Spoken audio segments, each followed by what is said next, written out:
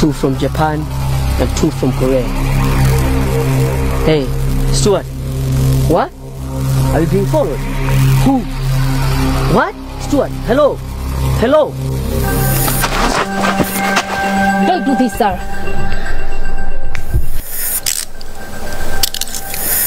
They found Stuart. He's dead.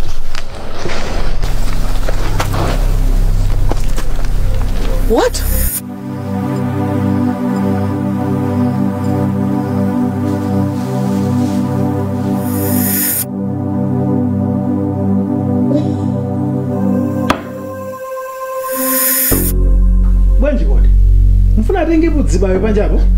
Excuse me?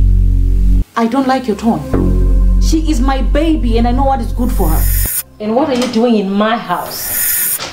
You mean our house?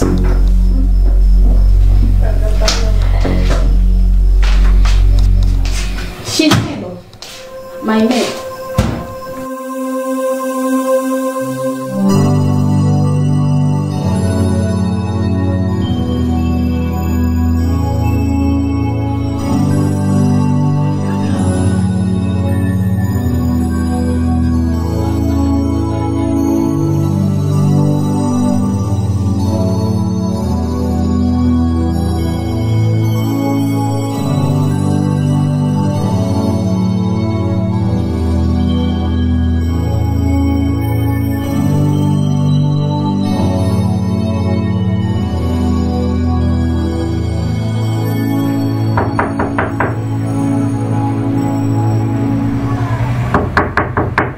Yes.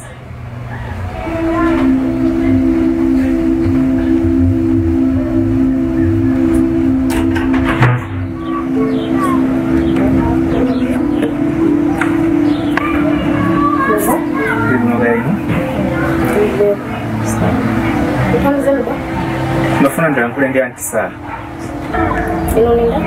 Shatrick.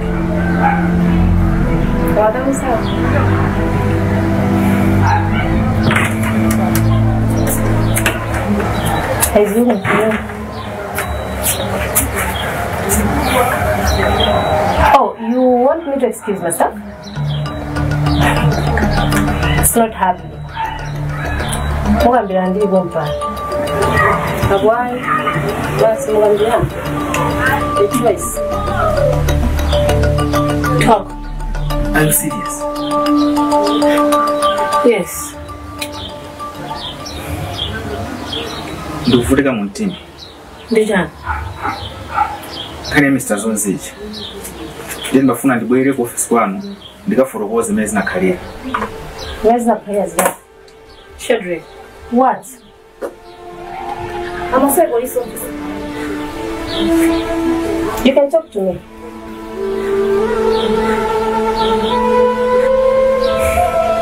Mr. Zonzi sana kile chipongwe Boma District. Anali Stuart, mimi na kile kina chili chonse. Ndiye ananitumainea bila polisi kwa na kudana kila zonse zijandi ndi Mr. Zonzi. Are you sure about what you're saying? Yeah. I have a recording. Sir, did you know about this? No, I didn't. Okay. Give me a minute.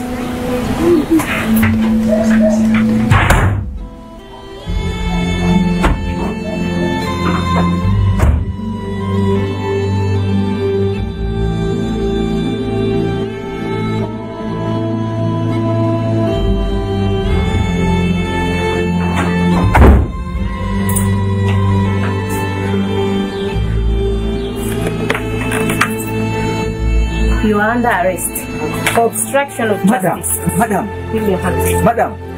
Ah. Hey. Madam. Madam.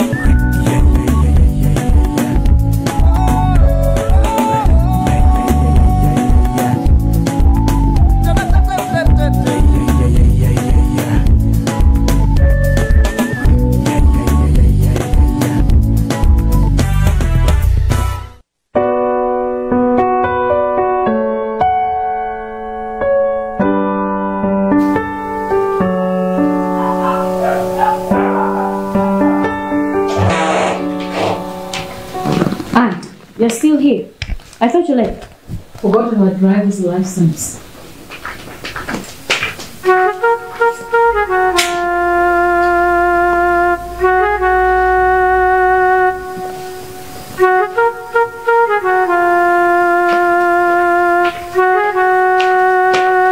I hope you haven't forgotten anything else.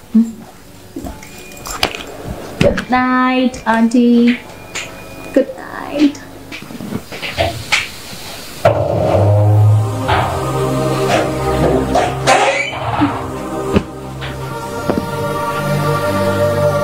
This is how it should be.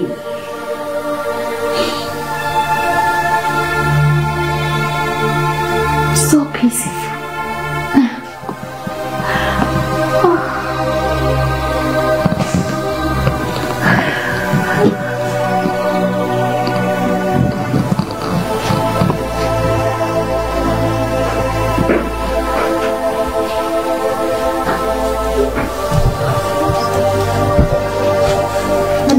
Gunnar, ufuna jina jijo sengati? Hai, kutoka. Chabu, usiwabu. Nice.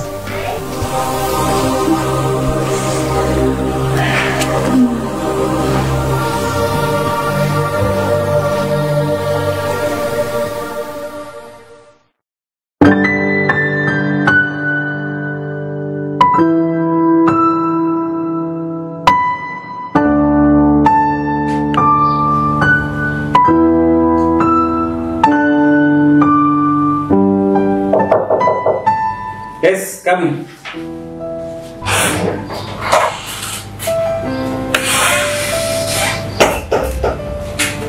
Please have a seat. Morning, office. Morning, sir. Owen. The luggage had come back with a sheet of news. Owen's fine. Oh. Sure. I read Shadrach's file. I can't believe they played us like that. Imagine. But you know, Stuart's death is a breakthrough, and I'm sure we can uncover much of their human trafficking cartel. Yeah. You're right. I know when Mr. Zonzi. Yes. The charges against him have been dropped. Bwana. Anama ngidwari mtu salama. Zona. Vijifuata gani kama nina kuti timasungira ndio salama kumtendeza tuzo. Yeah, Kumano, in this case, Ola wana Shadrach, not us. Kona kodi sana boza na miza busy. Tutafufuza roka handi na tuwajimuka. Zona.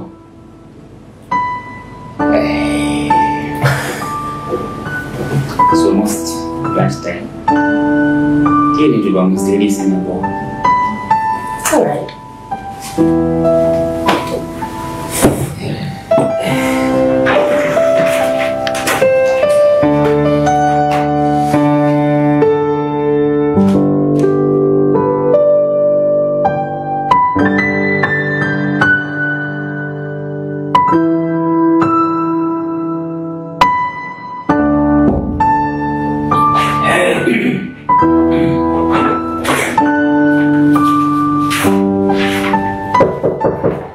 Yes, come in.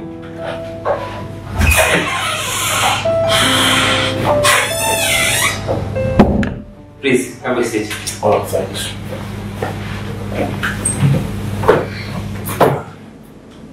How are you, Mr. Day? I'm good, thanks. Thanks for coming. As you know, Stuart was killed a few weeks ago.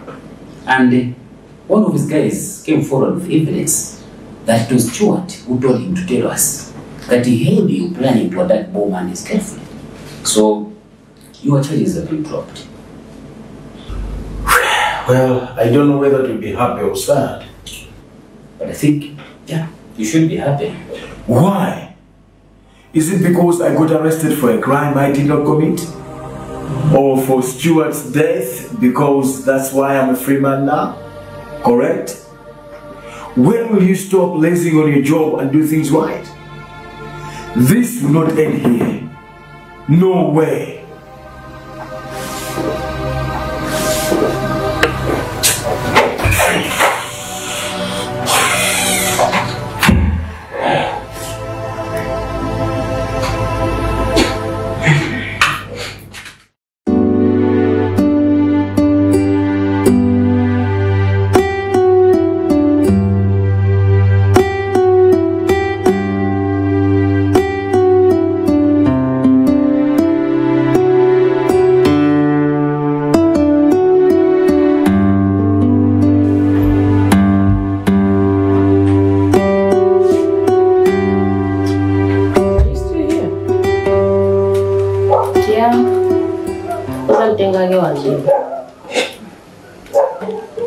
Abwera ngapena basi mojomba. Abwera. After one palm. Okay. And I'll just be watching movies here, but I don't need pesa basi. Mbona hivi? Sasa iwana rukotie ima.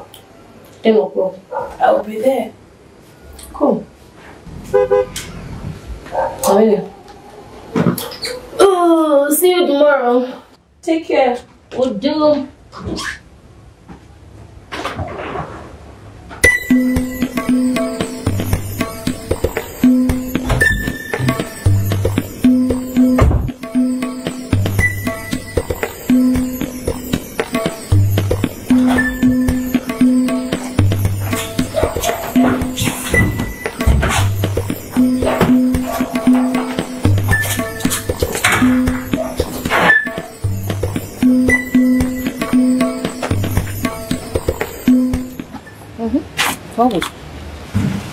Ndivyo ngajaba. Mwana wangu msingi. What time is it? You know what, I'm bored. I just want to go and wash my clothes.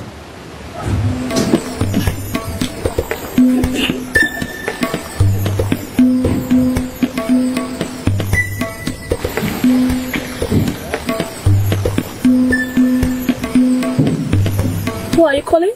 Oh. They are taking me inside. Makuna utam. So I can't trust you anymore.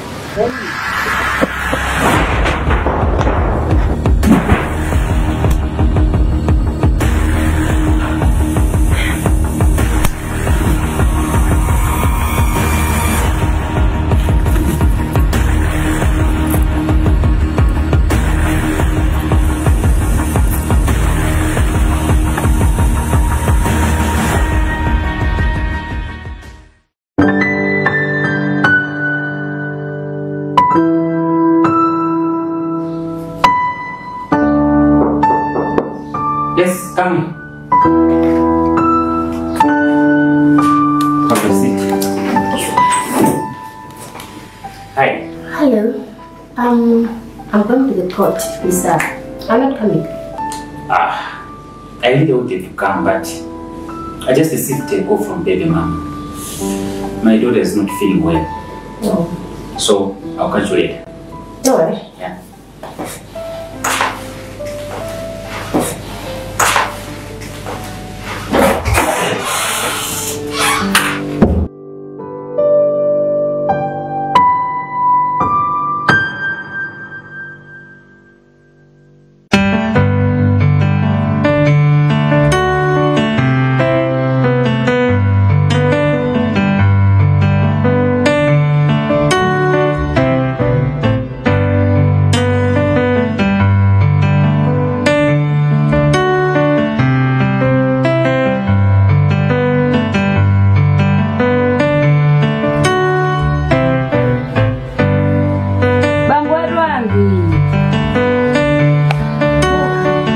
Thank you. That's where I was about.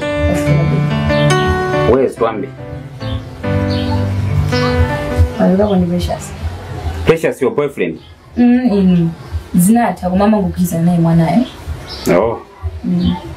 Kwa mwazo wangu bwanji Twambi. So, would you like to come inside? Meso wa Twambi ulibeo? Ndene so baby.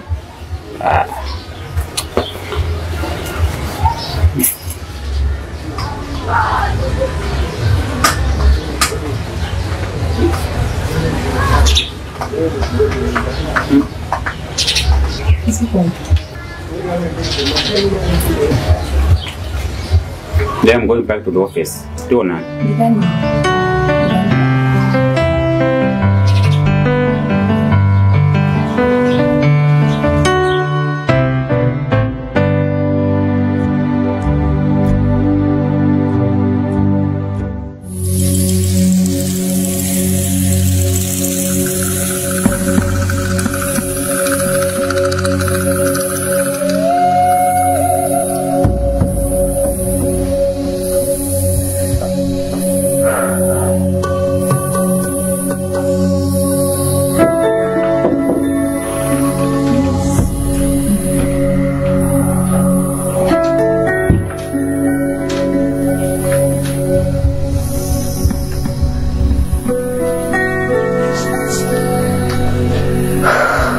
Fool.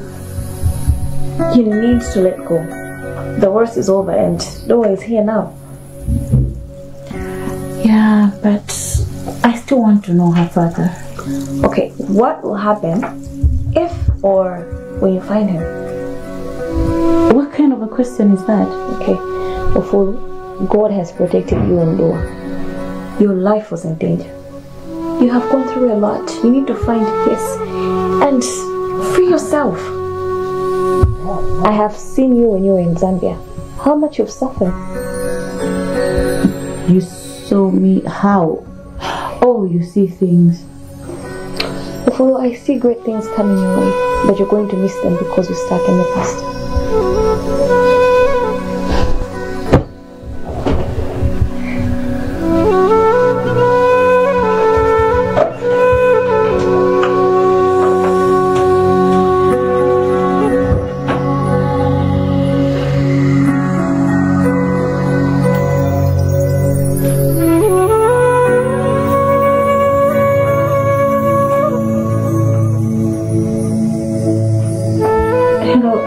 Dr. Belinda, how are you? I'm good, thanks. How are you? I'm fine. What can I do for you, for? I'd like to talk to you again. Are you at work? No, I'm at Brokers in Nigeria. You can come. It's next to Nigeria Stage. Oh yeah, I know where it is. I'll see you shortly. Thank you.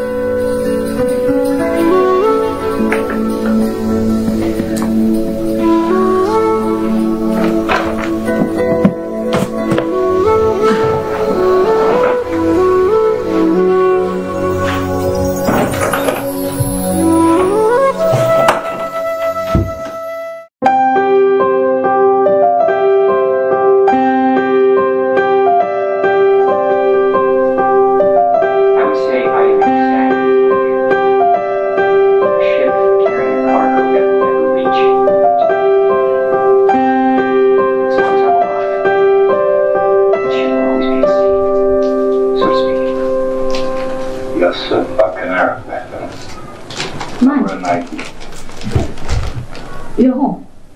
Yeah. Where is your car? At the garage. It was misfiring. Yeah. So when you want? That's what I'm going Is it fine? Then we'll be seeing a living up some day in the covers. Ah, okay. In that way.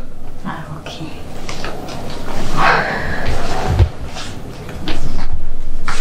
Where are you coming from? Oh. Did I know what I'm Yeah, I was craving for Kava. Realize now this is on the sea. Okay. And the one came down. No. Thank you. Let me go take a shower. I'll join you shortly. Okay.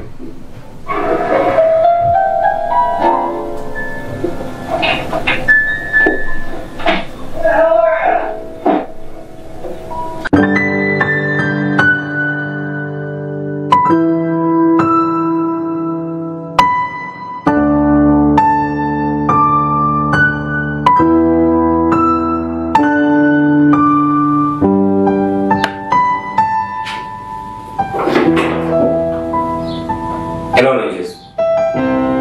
Are you within the station? Oh, please come to the office. Thank you.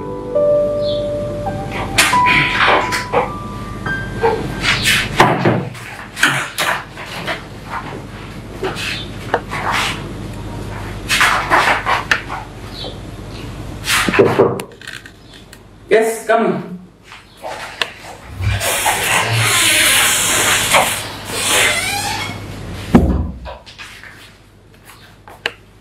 Please have a seat. Thank you.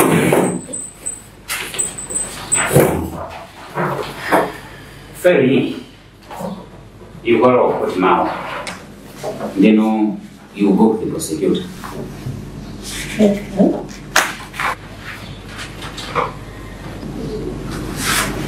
Oh, honey has man much Yeah, a minute.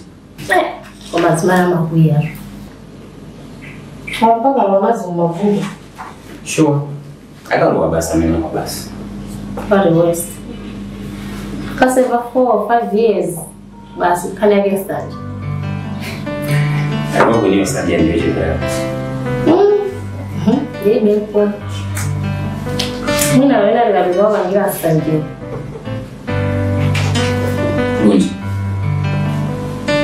Don't tell me you're sin. I am.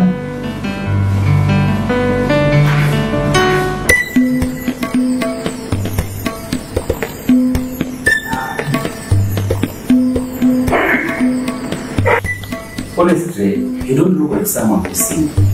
Mudi Grajan.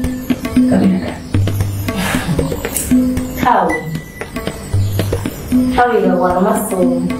You're going to yeah, you should. I'm not someone who might have died. I mean, I'm not wrong.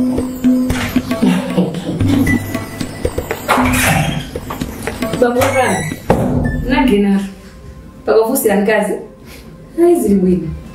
Sunday, what are you doing? Nimeenda kusala ndo. Excuse me? Yes, excuse you. This is very dirty.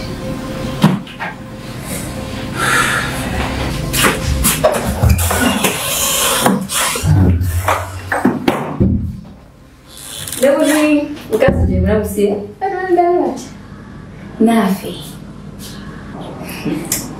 Sunday, what do you want? Ndaba mnanibasa zonke sina bwana. Ndio usangimba phone bwanji. Zirai zimezo. Eba no sanda mandiri bere. Dani dikia, mugaruka mugale ngabaire mu.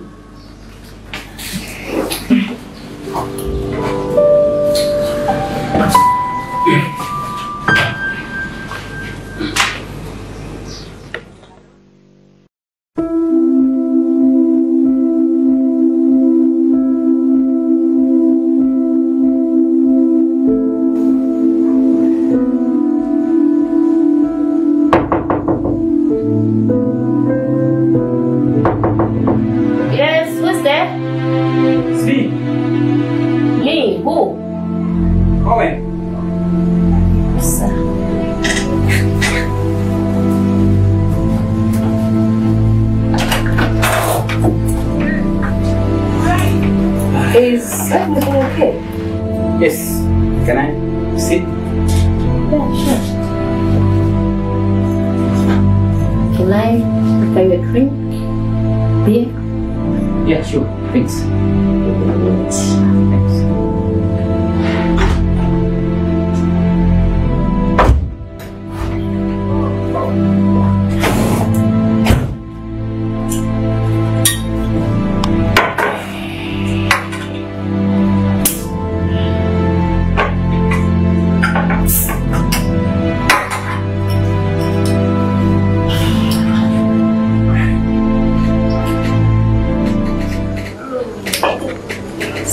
So, I'm here to apologize for baby misbehavior. really? Come on. I'm not being kind of really bad. Let's disagree on this rate. Can I give it a time? It was embarrassing to say the least. Please accept my apologies.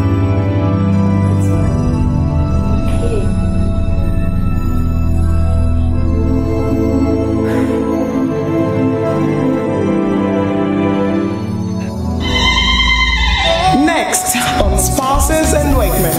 After the conversation I had with Dr. Belinda, I think I'm okay. Okay. Yeah. I still want to know who Dua's father is. But as you also said, maybe it's taking too much of my energy. For now, I'll just focus my energy on my children and work.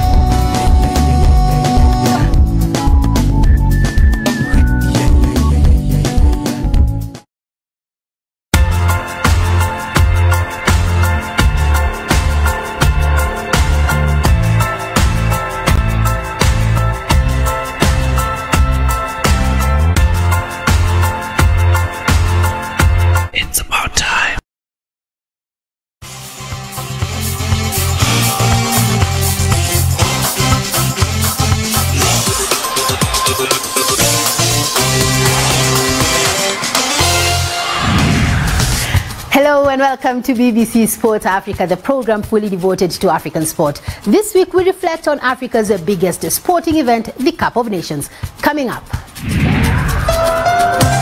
It has been a month since the 2021 Africa Cup of Nations. We hear from CAF President Patrice Motsepe on lessons learned in Cameroon. We will be significantly more assertive and more uncompromising in terms of safety, the police, the security, the army where appropriate, football pitches. There's prestige in hosting Africa's biggest football tournament, but what economic benefits did AFCON bring to Cameroon?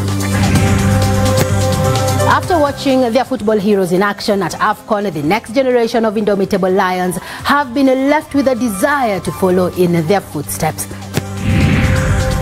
And Nigerian defender Kenneth Omeruo reflects on going up against an African legend and winning the Nations Cup at 19. Thank you for joining us on BBC Sport Africa. I'm Celestine Karone in Nairobi. This year, Cameroon hosted the 33rd Africa Cup of Nations. Senegal won the title for the first time after beating Egypt in the final, and the indomitable Lions finished third. The build-up to the tournament was far from ideal, as there was a speculation that Confederation of African Football would cancel the competition. It did go ahead, but a stadium crash in the capital Yaoundé, which left 8 dead, put a stain on the tournament. BBC Sport Africa met with CAF President Patrice Motsepe about lessons learned from the Cameroon-hosted competition.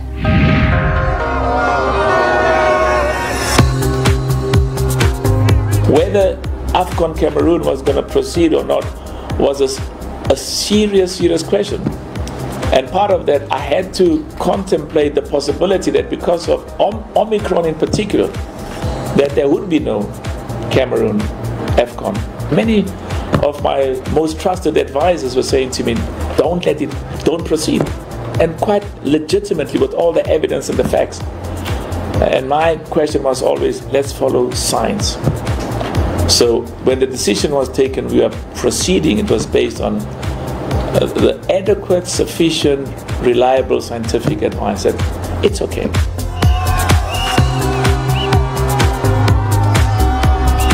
There were several moments of excitement. And one of those moments is just, I went to every single one of the sites, and to see thousands and thousands, I thought South Africans were crazy about football. So to see the people of Cameroon, just their passion, their love for football.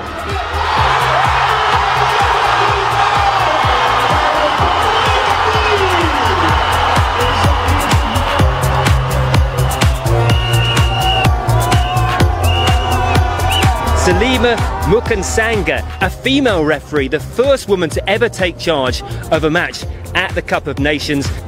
I saw her. She's amazing. She's amazing because I had to go and see the referees. And I can tell you, where she comes from, there are many more coming. Wait until you have the AFCON final capably refereed by a woman.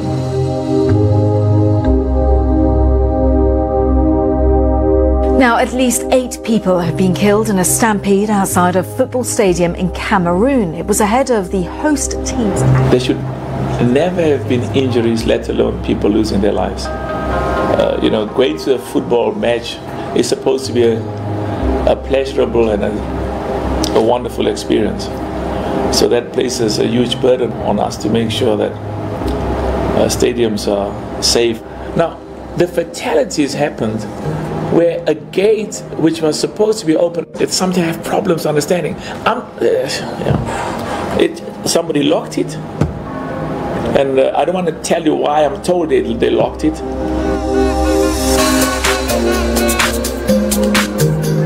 Nobody's interested in watching a competition on TV when the quality is average at best, and the fields, the facilities, the infrastructure, the pitch.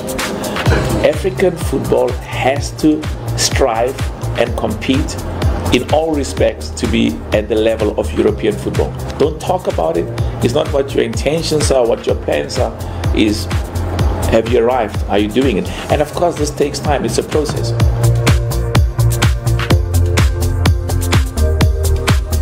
we've identified areas where we can improve and will improve.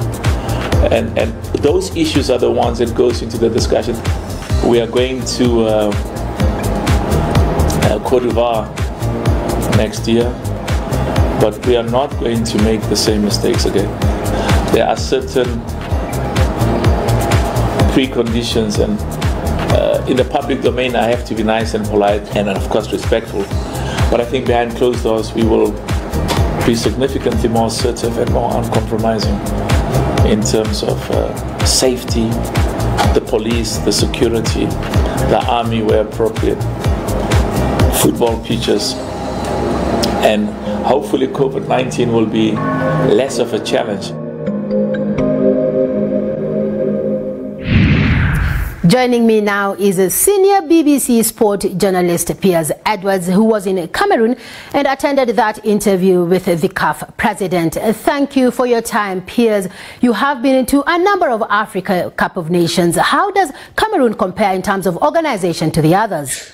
Well, I went to my first Nations Cup in 1998, and while I haven't been to all the tournaments since then, this was easily the most disorganised of any Nations Cup I've been to. The level of disorganisation came largely from the host nation itself, Cameroon, rather than the Confederation of African Football. Why so? Simply because it was incredibly hard to get even the most basic administrative matters sorted, and I'm talking like booking flights, for example. Now, these administrative issues then became a major issue given the matches were changing locations so often. I'm talking about the Chapoma Stadium in Douala and the Alembe Stadium in Yaoundé, which both briefly lost matches. They had to be staged elsewhere owing to the poor state of the pitch and the poor security at those respective stadiums. In short, it was not an easy country to work in, having suffered years of underinvestment seemingly.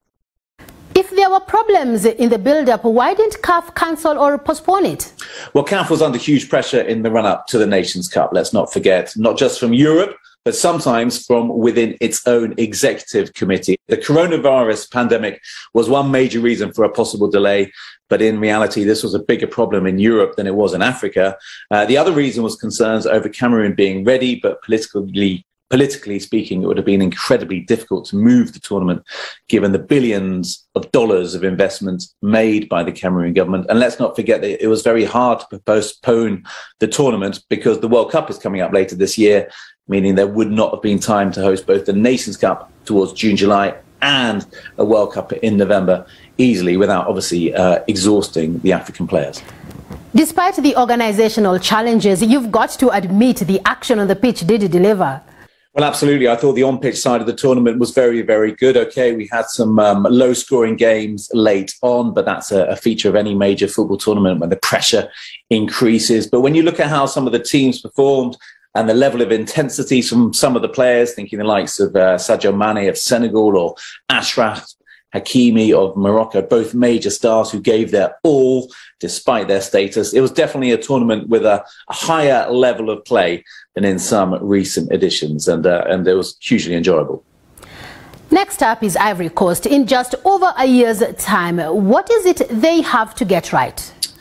Well, in brief, what Ivory Coast have to get right is the accommodation, because now that the tournament features 24 teams and not just 16, there's an issue in many African countries about the standard of facilities found in some of those nations' smaller cities, cities which now find themselves hosting matches, and perhaps big towns would be a better description. Bafoussam is one such example, a smaller city in Cameroon whose facilities were so insufficient that teams and journalists both found themselves travelling well in excess of an hour to either attend training or matches and then get back to their hotel, and that doesn't work well for either party. So that's one element. Of course, both security in light of the Alembe crush and pitches, given what happened at the Douala Stadium, must also be improved. Thank you for sharing your AFCON experience, Piers. Now, hosting a Nations Cup carries prestige, and the tournament was back in Cameroon after 50 years. Millions was spent on new infrastructure, but did the locals financially benefit in any way? Peter Okwoche reports. Vuvuzelas, counterfeit shirts and flags. It's a scene we've seen before at many previous tournaments. For 4 weeks, the shrewdest of these businessmen and women in Cameroon were looking to sow up profits they could only dream of in a normal year. The draw for the Africa Cup of Nations is not really to get direct foreign investment, but to boost local businesses. But in a year like this, with the pandemic and fans unable to travel en masse, how did traders feel during AFCON? The competition has brought life to Cameroon. Since it started, business is going well for us. I like it. Our business is not doing well. We normally sell our goods on the side of the road, but the government has chased us from there. Anywhere we go, we have to move. Things are bad. A mixed bag then. At the last Cup of Nations in Egypt in 2019, it was estimated that local businesses made $83 million. That claim coming from former Confederation of African Football President Ahmad. But that figure is dwarfed by the billions of dollars spent on infrastructure in Cameroon. So what's in it for the government when it comes to hosting? Roger Ngaya is a financial analyst in the capital, Yaoundé. It's difficult to assess the economic benefit of AFCON. What is important is politics before economics, because AFCON is also an opportunity to value the image of the country and to show that the government is doing good. This doesn't just happen in Africa. Countries hosting Olympics and World Cups have also operated at a loss elsewhere. But with finances strained around Africa, what would be Roger's advice to other countries thinking about hosting AFCON in the future? My advice would be to invest in social sectors like education, health, and also to try to promote small and medium-sized enterprises. With both politics and economics in play, weighing up the benefits of hosting the Cup of Nations is not easy. The ball now passes to Ivory Coast, who will host the continent in just 16 months' time. Cameroonians will be the judge if their government got the balance right between politics and economic benefits of hosting a sporting event. That's it for part one. After the break, we hear from Cameroon's budding footballers about the impact the Nations Cup had on them. You're watching Sport Africa from the BBC.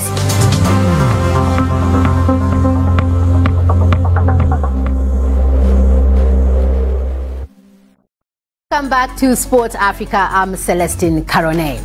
Cameroon is taking stock following the Africa Cup of Nations, and for a group of budding footballers in Douala, the tournament on home soil has left them with a burning desire to replicate the achievements of their on-field heroes. I visited one of the country's football academies to find out if it is likely to produce another Vinso Abubakar, whose 8 goals at this year's tournament were the most any player has scored at an AFCON in nearly 50 years.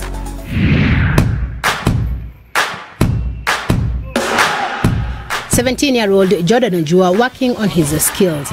Like his teammates at the Brasserie Academy, he wants to be a professional footballer.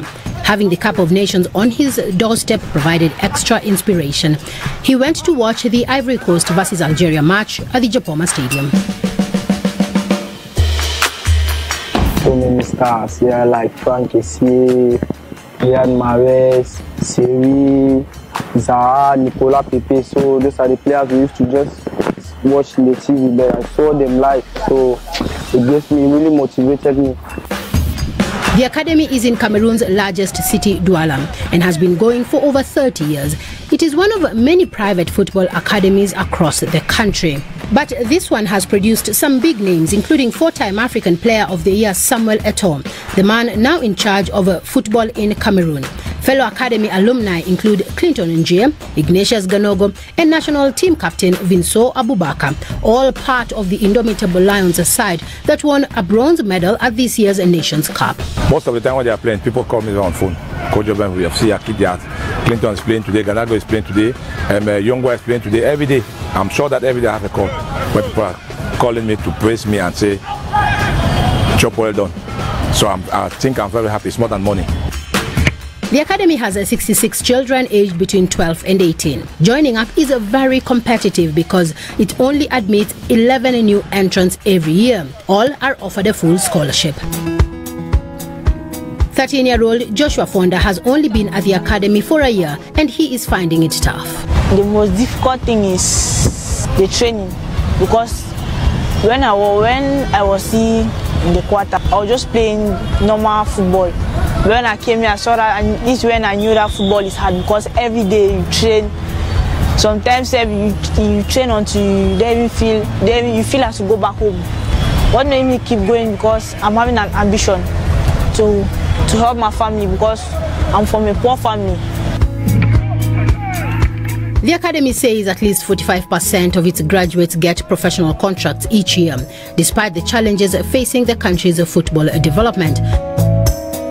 Auparavant, si je prends l'exemple du Cameroun, in the past, in Cameroon, children had the core skills naturally because there were lots of empty spaces and open fields. So children were already developing the things they would work on at football schools at 6 years old. Unfortunately, there is less and less space, and given that the academies that work with children from 6 years old are very rare, there are core skills that children don't acquire. Ce sera déjà quelque chose de fondamental. With one of their own, Eto, now leading the Cameroonian Football Federation, those running the academy hope there'll be more investment in youth football at national level. If not, the future pride of the Indomitable Lions could be at stake. My colleague Babaka Diarra spoke to Sebastian Bassong, who played for Cameroon between 2009 and 2015. He spoke about talent development in Cameroon and looked ahead to the upcoming FIFA World Cup qualifiers.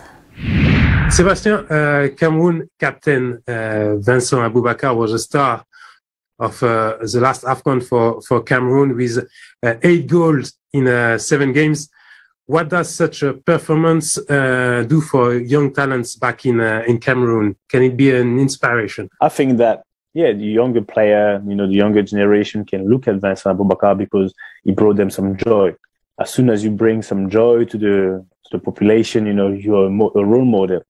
And now he scored a lot of goals. So I think it could be, people will start saying, oh, I want to play like Vincent Aboubakar. I want to score goals like Vincent Aboubakar, the same way that they used to use other names in the past. Aboubakar is now expected to take his form to the World Qualifier game later in March. But Cameroon has a new coach, Rigobert Song. Do you think it will affect a lot the team? I don't think it will affect. It could have a positive impact because of his aura. He's not going to have time to really work on the team as a manager, but just by his presence, his background, who he is, I think that will give a boost to some of the players, and that could be a turning point, to go to the World Cup. And a word about the other games. First, the West African Derby, Nigeria against Ghana, and the massive Senegal against Egypt with the 2 Liverpool stars, Mane and Salah. What do you think of both games? Nigeria against Ghana is going to be a very interesting game, and I would put my money on Nigeria, because even though they didn't have a great AFCON, they started well, and they got such a young team with a lot of good talent. Senegal against Egypt is going to be a revenge, of the AFCON final. So it could go either way. So it's going to be very interesting. I can't wait to see how Senegal is going to, respond, because now they won, and Egypt is going to come back with a lot of anger. So it's going to be very, very interesting. And the 2 last World Cup playoff games, we'll see Tunisia face Mali, who never participated in any World Cup, and DRC against Morocco. What are your thoughts? Tunisia against Mali. Both teams will be willing to put their foot on the map and to really go to the World Cup because of the AFCON. They must have been a bit bitter because Mali, they started well, and Tunisia as well. There's a bitter taste for them. I would say Mali will go through. RDC, that it's a big nation of football in Africa, and they missed the last AFCON, which was, from what I've heard, a big blow in their country. And So if RDC will go through, they'll have to come up with such a great performance, because Morocco will come very strong. Sebastian Bassong there, and we look forward to seeing which of his predictions come to pass. Now, imagine winning the Nations Cup in your first call-up to the senior national team. Well, that was Kenneth Omeruo's introduction to senior football after playing for Nigeria's under-20 side. In 2013, the defender was not just a member of the AFCON winning side, but featured in all of the games at the tournament for the Super Eagles. He spoke to BBC Sport Africa about winning AFCON as a 19-year-old and going up against an African legend, Didier Drogba.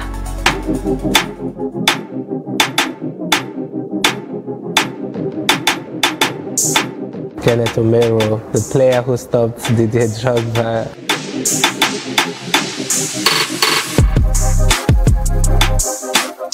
For me, it was a dream come true, but at the same time, there was a lot of things I didn't know, like how cold it was.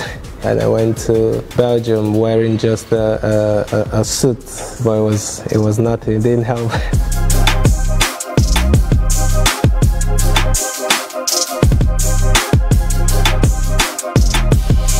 I was not expecting it because after under 20 World Cup, I was looking forward to going to the under 23. But then I got called up to the national team, so for me it was amazing. But one thing with me is I've always given my best, and I think it attracts the coaches.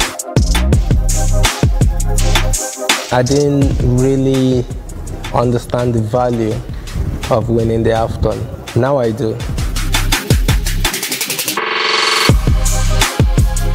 So even when the captain, Joseph Yobo, who is one of my coaches now, the excitement they were showing, for me, I didn't have that excitement because I didn't realize how long it has been since Nigeria won it.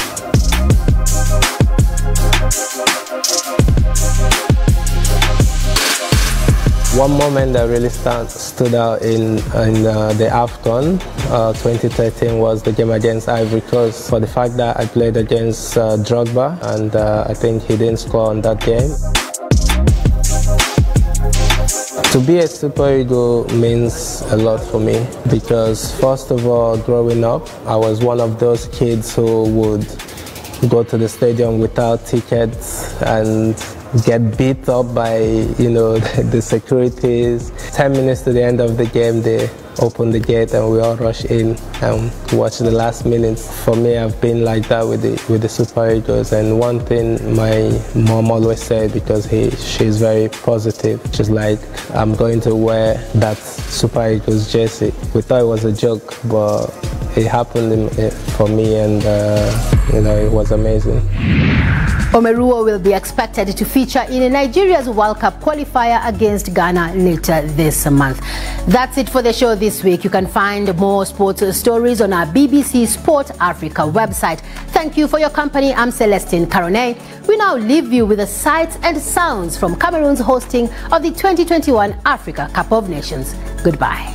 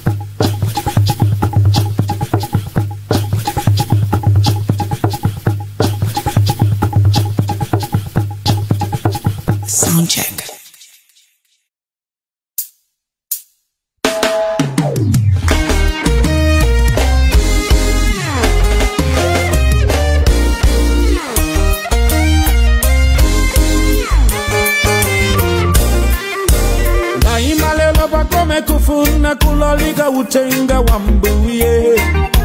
Siku lina mbuya Yesu anapita kukwati ndimai Maria. Majerelo walinkati antu walichivinile vinyo anawatela. Mwana wanga vinyo wata anatelo Maria kuuza hambuye. Ndaima lelo pakome kufuna kulalika utenga wa mbuye. Siku lina mbuya Yesu anapita kukwati ndimai Maria. Majerelo walinkati antu walichivinile vinyo anawatela. Mwana wanga vinyo wata anatelo Maria kuuza ambuye.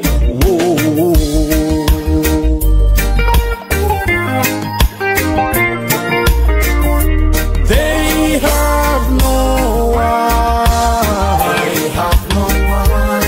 Vinyo wata. There is no one. Atsala ni masanje usapusitsike palibe chilipo.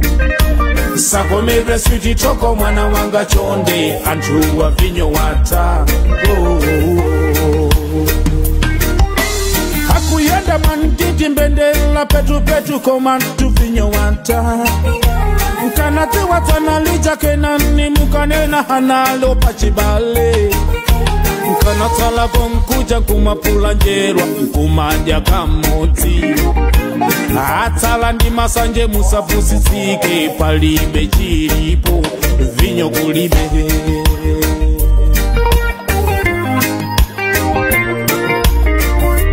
They have no one. They have no one. Vinyo wata. There is no one. Atsala ni masanje musapusitsike palibe chilipo. Sakomere switi choko mwana wanga chonde antu wa vinyo wata. Kulalika zikuteka kunenela mola pizza komatu vinyo wata. Simo yena kama choka hama choka maule mupoti sasa zika. Hakutatila zozizwa poti unko kulikulu osaziwa vinyo wata. Antu wanga konongeka malembo akutelo chifu kwa chosa ziwa.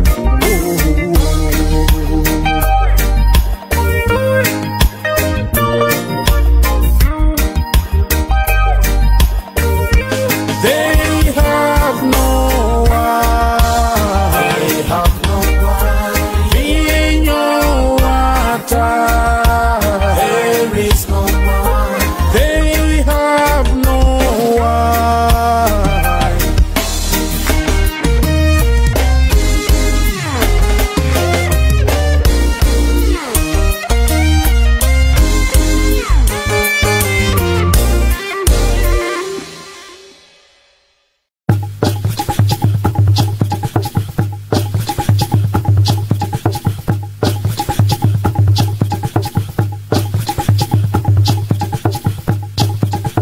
Sound check.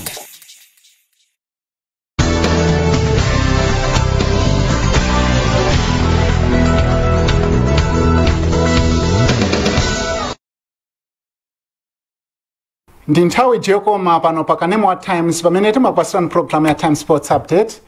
Mu programu iyi timakwasirani nkhani za masewero zosiyanasiyana zomwe zikuchitika mdziko muno. Ndipo mu programu ya lero timu ya Silver Strikers yatenga pa Mtsetse Football Bonanza itagonjetsa Mighty Wanderers mu ndime yotsiriza. Nayo Nyasa Big Bullets yakhala yachitatu mu mpikisano umenewo. Kobe Barracks yachilimika pokonzekera mpikisano wa asilikali wa Inter-Unit Sports Festival. Ndipo bungwe la Malawi National Council of Sports lapereka ulemu wapadera kwa police officer yemwe akukonza bwalo la machinga. Tili ndi nkhani zosiyanasiyana ndipo moni ndine Didadadi Mphomphatso Malidadi. Tiyeni tikhalire limodzi.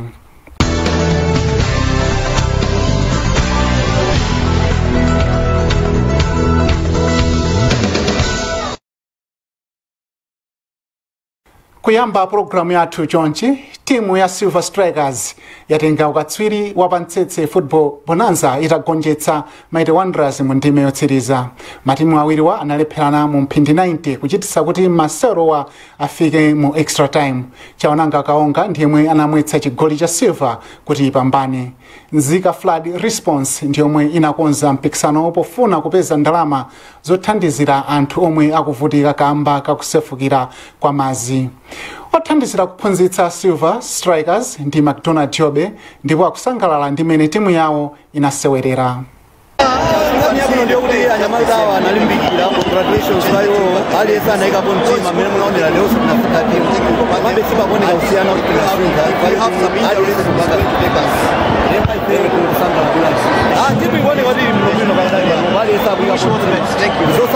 Kulu aphunzitsi a Wanderers ndi Eddington Ngonamo ndipo akufotokoza zambiri za kugonja kwawo.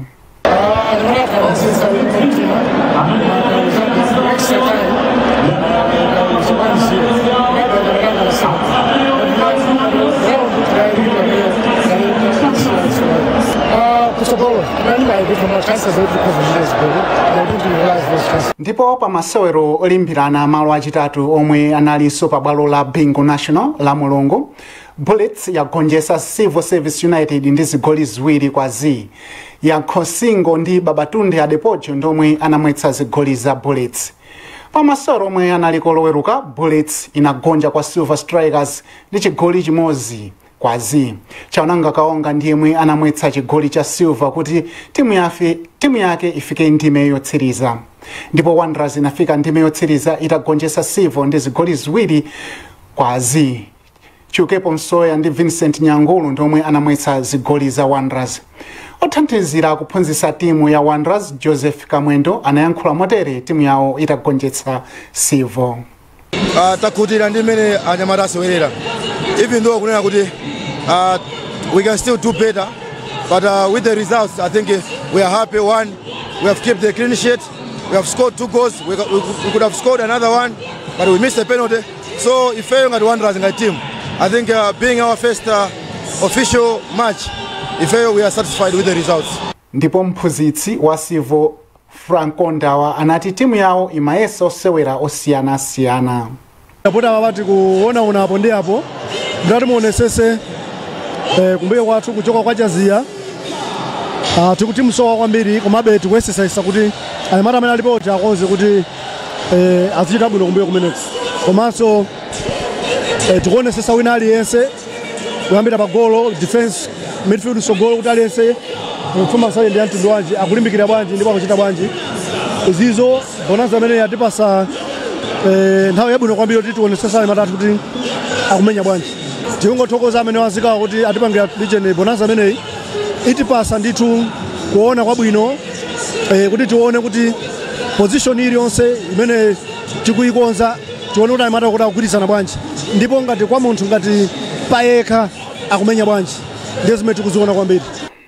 Omwe akukonza mpikisano wa Nzuzu International Volleyball Tournament ati akatswiri a mpikisano wa chaka chino azalandira ndalama yokwana 2 million kwacha. Iwo akweza ndalamayi kuchokera pa 500,000 kwacha yomwe akatswiri a chaka chatha analandira, pomwe mpikisano unali wa ndalama zokwana 7.5 million kwacha. Mpikisano ukuyembekezeka kuchitika mwezi wa August, ndipo pakadali pano matimu okwana 4 ndomwe aonetsa chidwi chozatenga nawo mbali.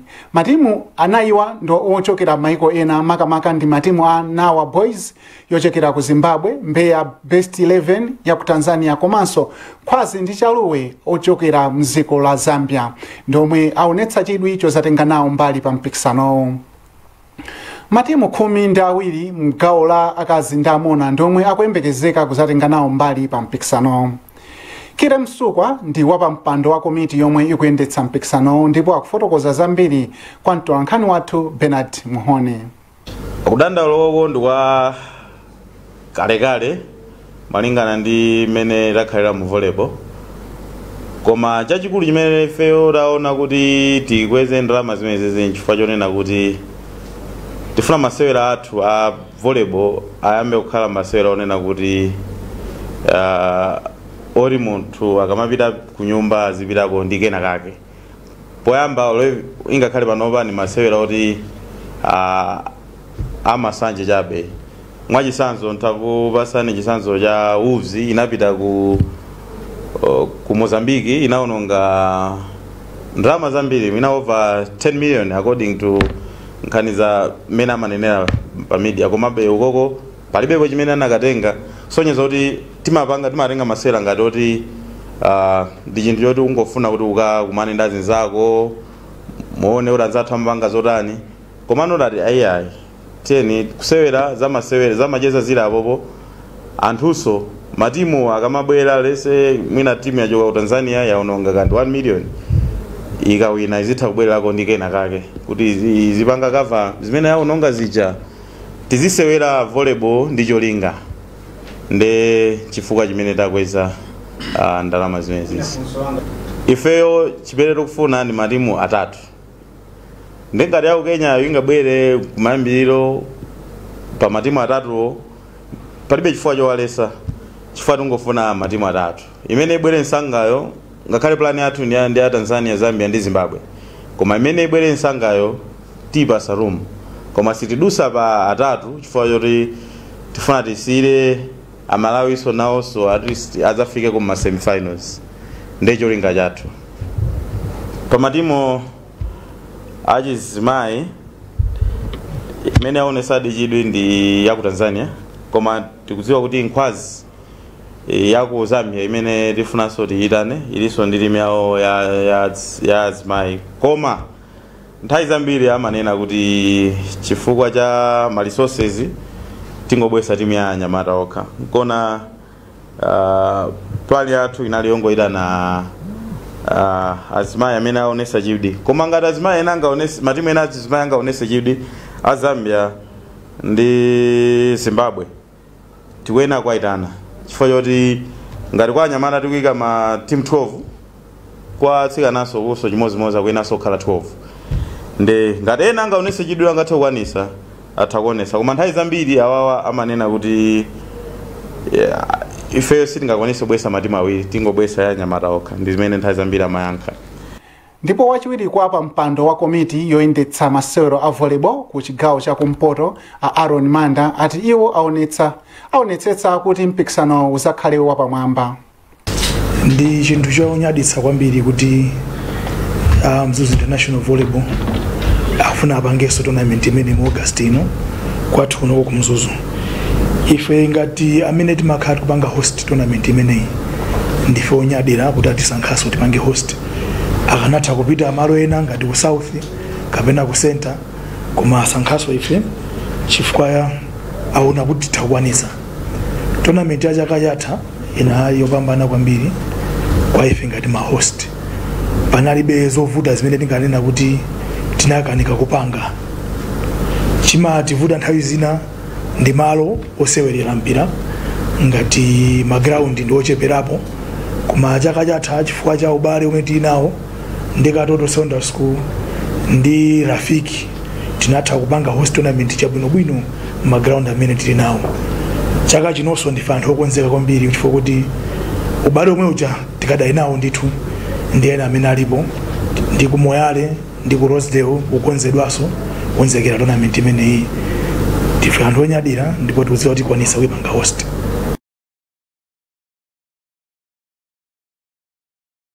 Ndipo Elizabeth Chawa ndi wotsogolera osewera timu ya Katoto Queens ndipo anati kukwezako kwa mphoto kuwalimbikitsa kuti azachite bwino. Titaona zoti matimu akuno kumpoto last time sanapange bwino. Ife monga matimu akumpoto kuno takhati ku trainer kwambiri kuti chaka chinocho nafeso tiwine nafeso tikhale pamwamba kusana ni matimu ena ku northern ndi ku southern. Ndeno anthu ambiri amanena zoti akumpoto ndifosalira komano tifuna panopa taonese zoti ife kunoko kumpoto panopa takonzekera ndithu. Apa pande kukonzekera kwathuko ndi kufika pamwamba kwambiri kuti ndalama zoti zithandizaso madera ena ndi ena. Osewera masewero osiyanasiyana ochokera ku Kobe Barracks mu mzinda wa Zomba anali ndi mpikisano wapadera pokonzekera mpikisano wa Inter-Unit Sports Festival omwe Malawi Defence Force itachititse ku Mafco m'boma la Salima.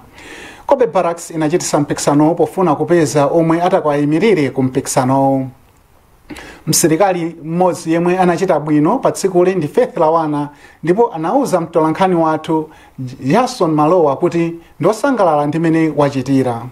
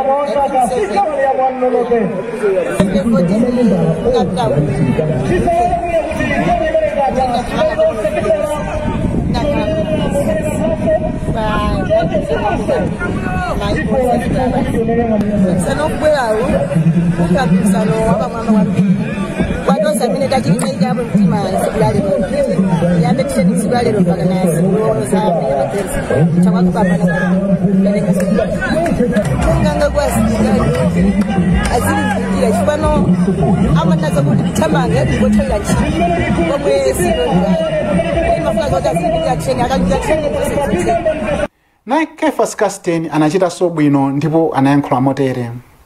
Sano watu kuno ngati kuombe Barracks imene ili ma intercompanies ndachita kuno kwambiri zimene soli bwekezera malinga ndi training imene fati kukozeka ya unity maf ndawida 10,000 meters imene ili 25 laps na number 1 tamanga so 800 meters imene nakaso number 1 so nda kupangira mbuyo ndi panopa performance ya sita panopa performance ichita bwino kwambiri kusera ni mmene machitira ndikanene kuti performance imene ichita bwino kwambiri kuyo kali 2012 imene akatamanga ku Zambia ndakatenga gold medal 2015 idatamanga Southern Africa imene nali kujamba ndakhala number 1 zimene zonse zimene ndizidziwa kwambiri koma ngazama national ndena khanu kumenya number 1 kufika na lero nthawi zimene ndimamenya mbuyo kuti nthawi zimene ndimenya panopa zikukasiyana ndi chimene kuti panopa inetu ku national finals ulendo ndiyenda kuwazeka msadani kuwa papa olo training imene ndikupanga panopa ndifuna nditoya pa national level pakadze kuti ako mawali machine panopa ndakuwazekani ndiye ndikufuna ineyo panopa ineyo uthenga amene ndingapereke kwa asilikali zanga kuwa walimbikitsa kuti ayenera asipanga ma sports kwa sports imathandiza kwa iweyo tupilako kuti zikhala la mphamvu osadwaladwala yani ndezimene zimathandiza kwambiri sele kuti umangokhala munthu umapeze kuti ukangova pang'ono basi watani wadwala ndesi zimaoneka koma kuli bwino basi mapanga ndi ma exercise zimayenda kwambiri. Mmodzi wa akuluakulu ku Kobe Barracks Lieutenant Colonel Christian Malowa anati masolowa amachitika chaka ndi chaka. Chaka china chilichonse malingana ndi mapulogalamu athu imene mati calendar timayenera kuti tizipanga ma sporting activities amene wawa ndiye ifeso chifukwa pakali pano tikupanga kuti tikwanirise gawo limenelo limene lili pa calendar ya Malawi Sports.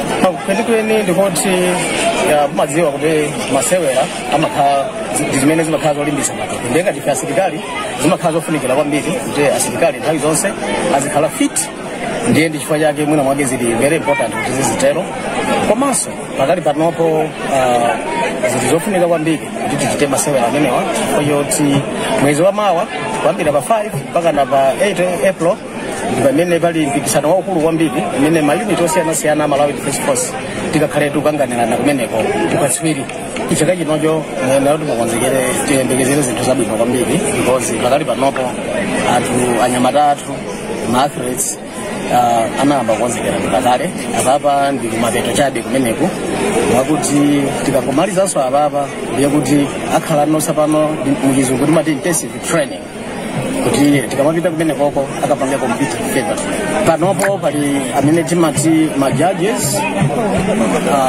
amene alipo mpano amene amatha kuona ukatswiri wa munthu ndipo waganizira anthu amenewo kuti ndi amene apange team imene tikayimire unit inoyo ya first battalion. Nkhani yayikulu ndiona kuti tingalimbikitsa kuti kukhala kumalimbikitsa matukuko kwabwino komanso ifeyo imene tinganene ndiona kuti community yakunoko ndiofunika kuti asilikali azapanga support ngati mmene zachitikira pano kuti makampani osiyanasiyana mabanki ndiye na ama insurance komanso ma individual companies abwera pano zatithandiza kuti anyamata athu athandizike abwera ndi mphatso zosiyanasiyana ndiye zimene zipititse patsogolo kuti masewera oterewa apitenso patsogolo ku first battalion komanso kupitirirabe ndi programu yathu ya Time Sports Update pano pa TTV.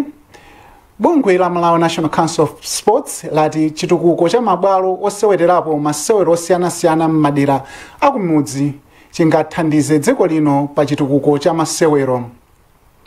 Wapampando wa board ya Malawi National Council of Sports Asunduzwayo Madisi adanena izi loweruka mboma la Machinga pamene amapereka zinthu zosiyanasiyana za masewero komanso kupereka ulemu kwa polisi wina Akaduwa Sande amene akhala akukonza bwalo la masewero la Machinga. Isaac Salima anali komweko ndipo akufotokoza motere. Miezi yapita tinafotokozera ndi zokhuza wa polisi wina ochokera mboma la Machinga amene ndi Akaduwa Sande amene ndithu adatenga gawo lokonza bwalo la zamasewero la Machinga. Mene mulionera bwalo limeneli kumbuyo kwangako ndi bwalo limene pakhala pakuchitika masewero osiyanasiyana mboma la Machinga. Pakhala pakuchitika masewero monga ampira wa manja, mpira wa miyendo, volleyball komanso basketball. Komano pakatipa bwaloli linakhala latsekedwa kamba kakuti pamasowekera a bwalo labwino. Bwalo linakhala latha kamba kuti pamakwisidwa ntchito ngati minda komanso ngati panangochita bwinja. Komano wa polisi ameneyi adatenga gawo pokonzanso bwalo limeneli. Mwina ena kumafunsa kuti kodi adatenga kuti thandizo komano iye adachitenga cha iye yekha kuti chinthu adagochilandira nkutengapo gawo kumakonza pogwisa ntchito mphamvu zake komanso zokukanga chabe kumene angapeze. Nde wakhala kukonza bwalo limeneli kuyambira chaka cha 2011 ndithu kwa zaka zoposa 11 wakhala ndithu akukonza bwalo limeneli magawo osiyanasiyana. Ndi mmene mukulionera kumbuyo kwangaku ndi bwalo limene wakhala kuti konza podzala kapinga poyikira mwina nthambo kapena kuti mapaipi odusa madzi kuti azithirira bwino komanso kulipanga kuti khale bwalo limene lidalili kale.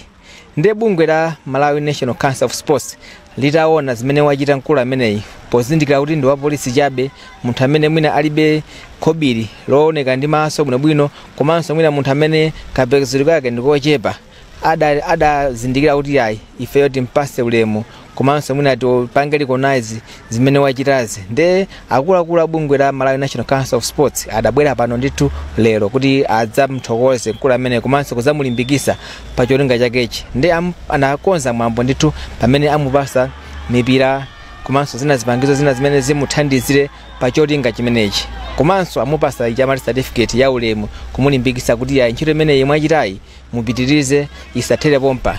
Ndi mkulu amene ndithu akhala kuchita ntchito imeneyi monga ndanena muja kwa kanthawi ndithu komano kodi iyeyo chilimbikiso yake idachokera pati. Akaduwa Sande tidacheza nawo motere. Chimene chinandiyambisa malingaliro okonza bwalo limeneli ndi kunena kuti munthu neni nkathamanga nde ndayendapo ku Mzomba muja ku Chilunga ground ku Kamuzu Stadium nde ndinaona be kuti Machinga kuno ndikhozanso kukwanisa kubweresako masewera othamangawo kuti mwina kukhaleso achinyamata amene akhoza kumayimirira dziko pa national komanso ngakhale mpaka pa international. So ndinapempha DC mu chaka chimene cha 2011 pamene anandilola ndinayamba kugwira ntchito imene yopanga running track. Nditamaliza ndi pamene ndimapitirizaso kukonza malo a netball oti azisewerapo mpira wa nchembere za ndonda amene mpira wa nchembere mbayi nde atandipanga atandiona MBC mu chaka cha 2017 anandipasa award ku sports category imene inapangisa kuti ndipiteso ku dziko la China kukaphunzira kuti kodi anzathu akwanisa bwanji kupitisa masewero patsogolo. So ntabwera umeneko ndi pamene ndinamapitiriza ku tipula ground losero kuzalaso kapinga kena koso kuika basketball kuika so tennis komanso kocheresa zokwera ana soseji chinthu chimodzi kuti nditukule derali kumbali ya masewero kwa chinyamata komanso ndiyabweresere anthu aboma linolo mwayi wopanga business chifukwa kumene kumapangika masewero osiyanasiyana kumakhala anthu ambiri amene amakhala kupita kukaonera so malondaso amayenda. Ine ndikhozana kuti gawo lalikulu la ntchito iyi ndayigwira ndi manja anga chifukwa ndinkona mwina mwaona kuti yatenga zaka zambiri kuyamba 2011 mpaka pano 2022 ndiye kuti over 90% ndagwira ndi manja anga komano ndalama mwina zalowapo zochepa ku mbali ya basketball mapoziwo komanso mwina netball volleyball ndi tenisi ndi madzi kuikisaso madzi so zimenezi ndalama zimenezi ndi zomwezo zochepa zimene nimalandira ngati wa polisi zimene ndakhala ndikumasungako pang'ono nkugwiritsa ntchito komanso ngakhale mwina ndikapangaso ntchito ina mwina yoyenjezera ngati kukhoma madishi manyumba anthu ndimathaso kugwiritsa ntchito ndalama imene. Pamenepa ndithokoze mkazi wanga chifukwa ndi mkazi mwina amene wapangisa kuti mwina ndikwanirise masomphenya amenewa chifukwa anakhala ena mwina anakanena zoti banja litatha poyang'ana ona zoti ndikukonda kupanga chinthu chokomera gulu la anthu kusiyana ndi chinthu chimene mwina chinakakomera banja so ndithokoze mkazi wanga chifukwa anachilandirabe ndipo anachitengana kuti ichi chinthu chimene akazanga amunanga akupanga chothandiza dziko chimene wamakonda. Choyamba chachikulu ndi mpanda utazungulira malo amene wawa chifukwa malo ndi aboma so ineyo kwanga ndikungothandiza bomalo kuti kuno kubwere chitukuko so mpanda utabwera nkuzungulira malo amene ndikukhulupirira ndithuna kuti malo sazatengedwanso ndi anthu ena amene anasandusa minda kumalimapo malo amenewo ndiye kuti komanso mpanda ukabwera uzathandizira boma limene la Machinga kwa DC kutolerako ndalama zimene zingathe kugwiranso ntchito za chitukuko. China ndi makota amene mwaona amene asewerera asikana kuti amasewera ngati pamatope. Ndidakakonda boma komanso akufuna kwabwino anthu amene ataone makampani ndi ena onsewo atathandizapo kuyika konkreti kuti mwina masewero tapitise pasogolo kuti tikhozanso mapanga host ma tournament osiyanasiyana a netball a basketball a volleyball ngakhale football ndi athletics. Ntchito ngati ndi ya polisi ndipo ndimayinyadira komano mwina ndinene kuti apolisi ineyo kwa ine ndinaumva upolisi wanga unazoti ndikhalenso chinthu chotengera chitukuko kudera osangokhala kuti wongosunga lamulo ongoonesa kuti lamulo likutsatidwa kokha komanso chitukuko fa chitukuko chikabwera kudera ndiye kuti anthu akhozanso kukhala wopa malamulo so ndinene apa kuna kuti ntchito iyi ndinayigwira moonera malo ena ndi ena amene ndakhala ndikuyenda ngati othamanga so ndimaona zimene zija nkumakwanisa uzipanga ngati sindinapitepo ku skulu ya engineering koma ndinangokhala ndi mwina luntha basi. Kufotokoza ameneko kwa Akanduwa Sande amene ndi wa polisi pa Machinga boma amene ndithu wakhala akuchita ntchito yotamandika yokonza bwalo limeneli ndimene nafotokozera muja kuti panali mwambo waukulu umene unakonza ndi bungwe loyendesa masewero mdziko muno la Malawi National Council of Sports. Wapampando wa board yoyendesa bungwe limeneli ndi Asunduzayo Madise amene adali mulendo olemekezeka pa mwambo uno nawonso ndithu adati yayi zimene wachita mkulu ameneyi nzotamandika ndipo nchifukwa chake adakonza ndithu kuti abwere ku Machinga kuno kudzampasa ulemu komanso mphaso zosiyanasiyana alonyezanso kuti pali zofunikira zingapo pa bwalo lino iwo achitapo gawo ndithu. Amadise afotokoza motere ngati ndokhutira ndi chepesa si mayembekezo ali ngapeza zimenezi nayi ndi chituzi choti munthu iwo apanga zinthu zakuya koma zimene taziona pano sinazionepo moyo mwanga dziko lonse lapa sinayendapo maiko angapo munthu mmodzi yekha pa munthu woti amagwira ntchito ya ku polisi sikuti amalandira ndalama zambiri si bwanaso wamkulu ku polisiko koma amatenga ndalama zake za mthumba mulomoti azithandizira banja lake ndi ana ake ndikuti munthu yakwakonda anthu aku Machinga amakonda dziko lake amakonda masewero ndi zinthu zonena kuti sinazionepo ndiye mmene ndikuchokamo ndikuchoka kukhutira kuti taphunzirapo zambiri. Ife ngati sports council pera timaziona ngati ndife akatakwe izi zamasewerazi koma zasonyezanso kuti kuli ena amene amaziwapo kanthu. Ndikuona ngati ndi munthu amene tikhoza mwina kuthandizana kuti tutukule sports osati malayi mokha muno koma kwambiri kunoko kumachinga amene tayimikise chifukwa kuti zasonyeza kuti nzotheka. Zasonyeza kuti nzotheka zimakufunika khama zimafuninkanso kuti osagwa mphwayi chifukwa kuti amatiuza kuti opoya mankandidati kuti ndine wamisala zingaonekedi ngati wamisala chifukwa kuti sipano panali chire koma nkupeza kuti munthu yekha kutenga khasu piki nkupeza kuti nkupanga zimene wapangazi kusonyeza unena kuti munthu uyu ali ndi masomphenya. Ndiye ndili chikhulupiriro kuti pali enanso amene ali ndi masomphenya amene wa malayi kuno tente alimbikise komanso ifeyo ngati sports National Council of Sports ndiye kuti mmene timagwirira ntchito mwina tisintheko mwina kwambiri timaonesesa kuti kodi maground amene timaziwa tipanga bwanji mwina mpofuna kuti tiyambenso kuthandiza anthu amene amazithandiza okha chifukwa kuti mmene akupangira chino nchindoti akuthandiza anthu akuno kumachinga akuthandiza anyamata koma ngati ifeyo ngati National Council of Sports tipindula chifukwa kuti kunoko kupezopezera anthu othamanga munthu oziwa mpira oziwa netball oziwa basketball amene akuzasira national team ndiye amene wafunika kuti alimbikise zikulumikizana kwambiri chifukwa choti kwambiri tikaonesesa pano ndipo amene titaona amachita masewero pano ambiri ndi achinyamata ambiri wali pa sukulu ndiye panopo tini program imene tuthandiza kuti sports ibwererenso masukulu koma ano program imene singati thandize ngati kunena kuti tilibe kosewerera.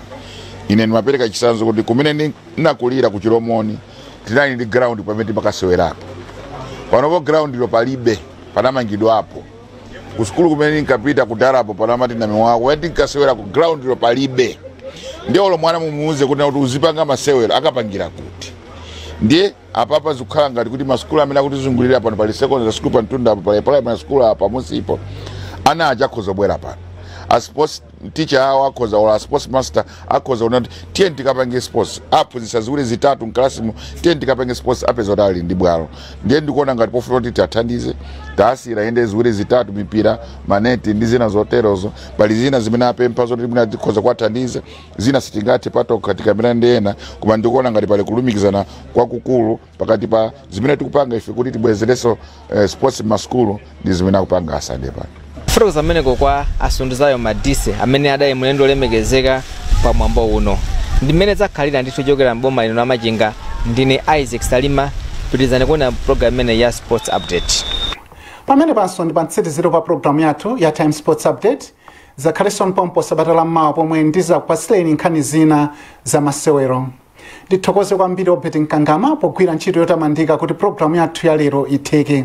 Pajatu izi ndi nkhani za masewero zisakupaseni stress ngati munama wa mandimu musade nkhawa chifukwa tsiku lina muzamu wankaka ndipo zanu zakhala bera.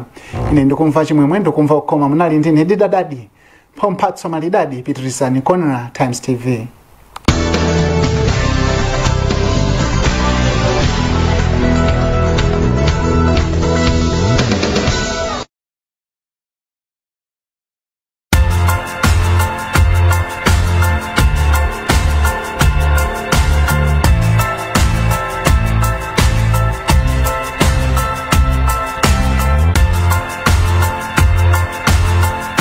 It's about time.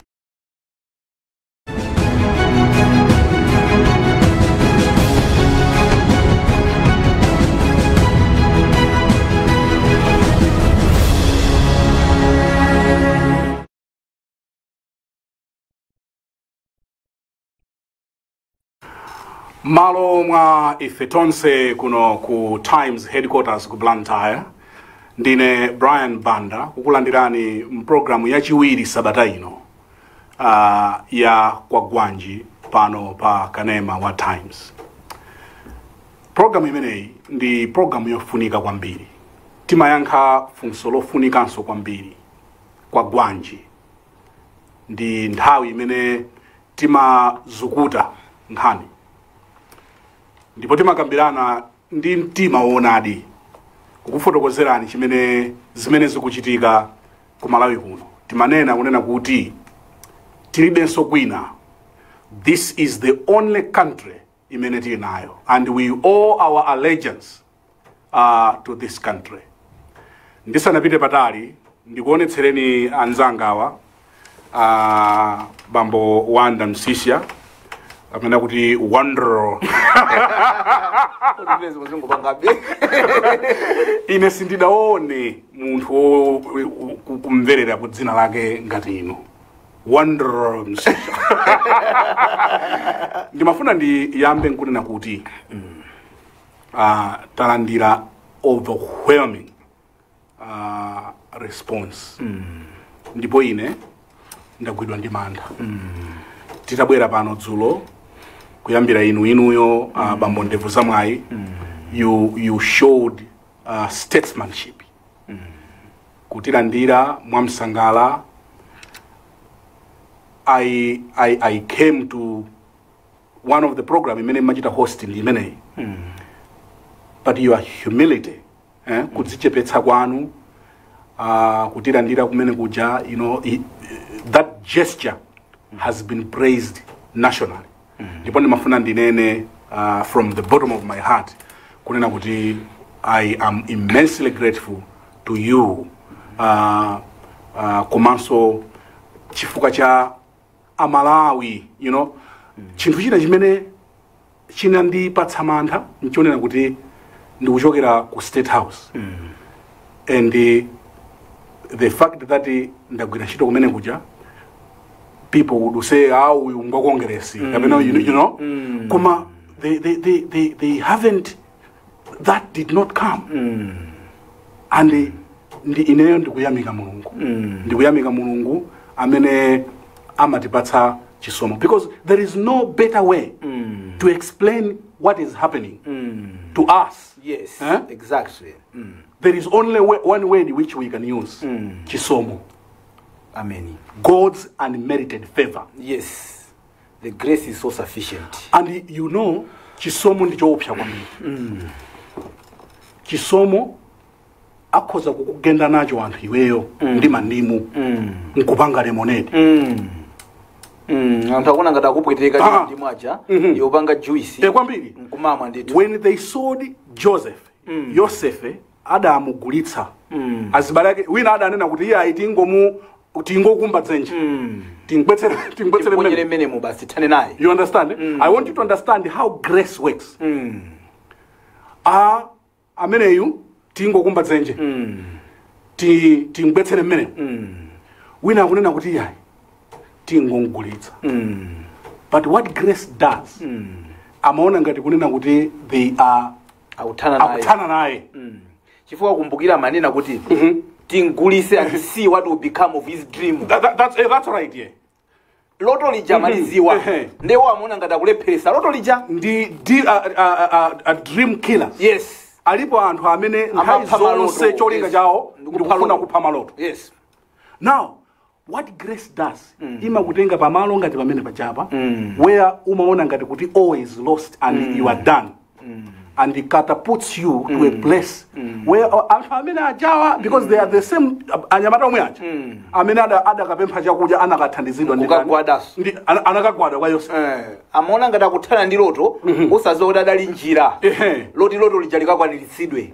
Modi waja muna ngati kuti basa babata sokonezano zinthu zichi. And sometimes it's good to have enemies.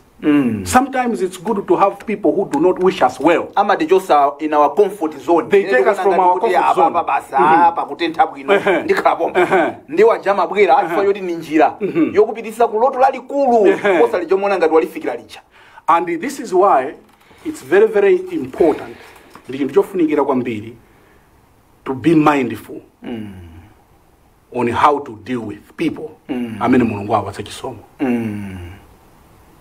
Zamphavu. Mukumvetsetsa? Zamphavu. Abraham akuti nthawi ya njala adadzala atanakolola 100. Yes. Anthu ena amathawa kuti yayi kuti that's what grace does. Now what we are seeing here, it's a pure definition. If sitikuzimvetsa. We cannot understand what is happening. Chisomo chimene Mulungu watipatsa kuti anthu akhoza kutikonda chonchi. Ndi chisomo basi. Kwambiri. You understand? Kwambiri. And we don't take it for granted. So from the bottom of our hearts, and chisomo choyamba chaonekera pai. So from the bottom of our hearts, and I say this with great humility, talandira mafoni from all areas, higher places, lower places, middle places, middle places. Kunena kuti this is the right decision. Ndimafuna so ndinene kunena kuti for me, and I can also speak this for you, kunena kuti we take this job. For me, I take this job osati nchito wambaya. I take this job as a calling. The ministry, the activism. Ndi utumiki.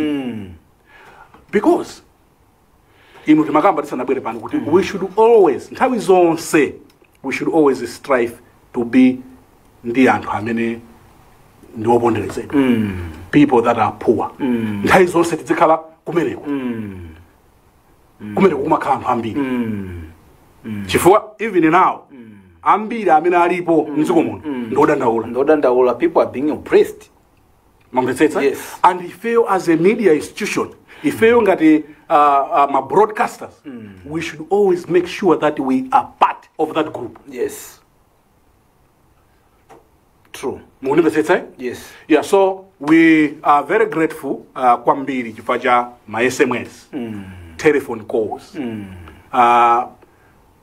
Others have been calling, you know, especially to me, you know, there are people that check on me every day. And otisama to, but every day ndimanguti ndikuzonde. Ndimanguti ndikuzonde. This is grace.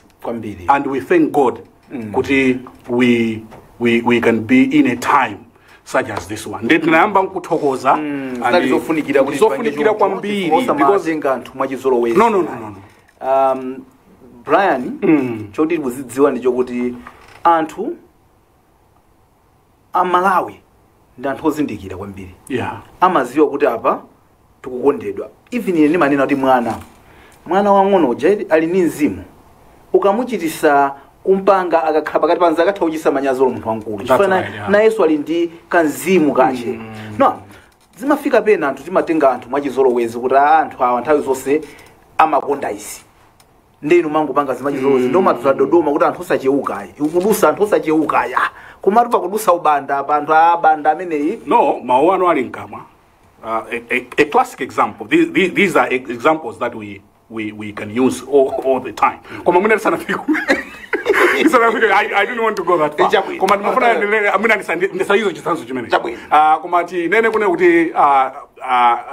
As Times Group, as Times Television, as Gwagwanji, tufuna tiyamike kwambiri, overwhelming response. And our commitment to you, we will not let Malawians down. No, we will not. We will not relent. Ilipo nyimbo timaimba kunena kuti mwina timavutika pa nyanja ya Nsautso.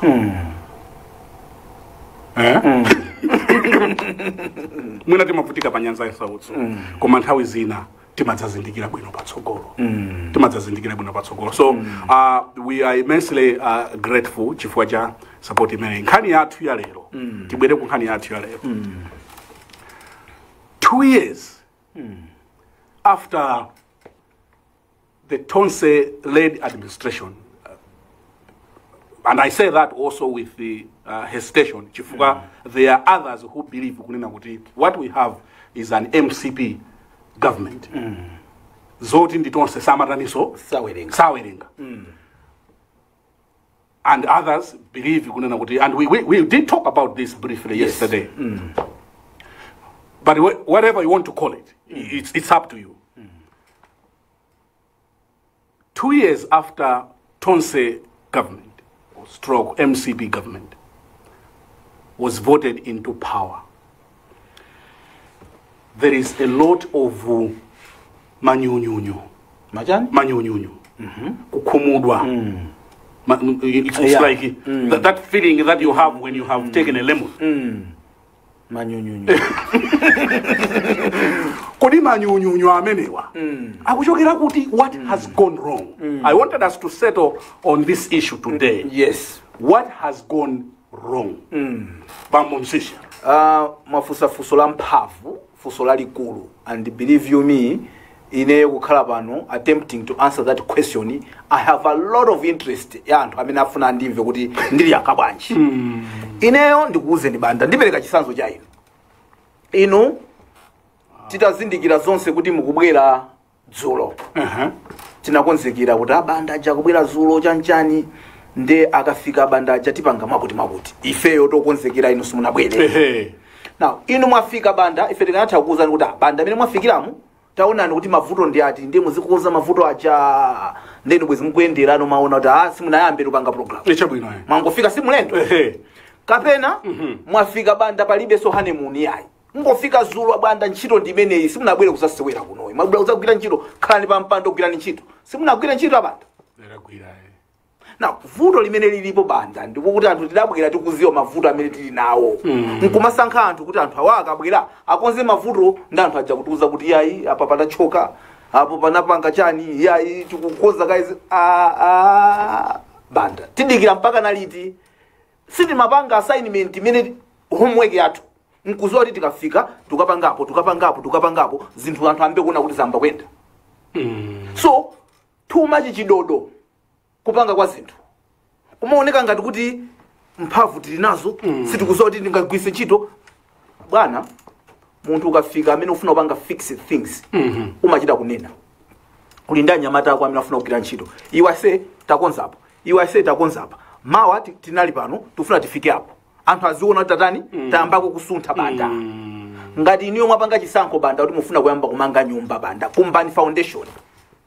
Ngati mwapanga chisankho kuti mufuna kumanga banja kabukeni holo mukalipira holo atamaziwa kuti achi kwati chichitika date laikidwa koma apa yayi apa mposamba banda apa mpakuma zimva zimene zozo zinthu sizinachokerero banda zinthu zinachoka kale. Things have been broken all along banda. Now tusankha anthu kuti azipanga fix. Don't tell us things are broken. We know things are broken, that's why we are sending you go fix them. Sizomveka banda. Yeah, izomveka. Now why are dzulo ndinali pa wireless and a chilling call came from Chiromoni. Maina moyo. Nimamvera. And these are not the people that you coach. And no. You know many studio. Yes. See them number. You just press a button. Yes. There's a hybrid. You don't even know who is calling. You don't even know who is calling. Yes. But people, when you open the lines at 5 o'clock, people are calling. But these are the same people 2 years ago wanted change. Yes. You understand what I'm saying? Yes. 2 years ago, they are the same people who wanted change. And this lady calls and says, "Kunena kuti abanda nthawi imene munachoka 2 years ago bread timagula 300 kwacha." Mukumvetsetsa? Yes. This is a woman I've never met. I don't even know her. Pano pamene mabweramo bread ucha tikugula 800 kwacha. Salary tikulandira ija ndiyomweyi. Yes. Kudatsogoleriwa akusamala za ife kapena is akupanga zawo. And this is a call that came from Chiromoni. Yes. How do you react to cause such as Anamoyo? That is a true reflection of what is happening on the ground. And the Anamoyo is a representative of so many Malawians that ineyo ndini mavuto anga aliyese sanga mapita umakapanga fix mavuto aja ndeti mati chabwino tisankhe anthu amene akumvesesa kuti mavuto ndi ati. Anthu aja akapita azikatikonzera mavuto aja. Koma anthu aja akapita zinthu zija nkumapanga they are getting worse. Ndi anthu madaba kuti anthu amene tidatuma kuti akatikonzere zinthu aja. Do they care? Do they even know kuti mavuto ndi ati? Do they care? What is it that they do? Or that seem to be doing. Chifukwa muta umaoneka banda ngati muli busy, musakupanga kanthuyi. Kuoneka kuti uli busy pamene zotsatira zikumaoneka banda. Yeah, that's right, yeah. Ku kitchen kujoga mali ya maspoon cha timadikira kuti akubwera zakudya uko.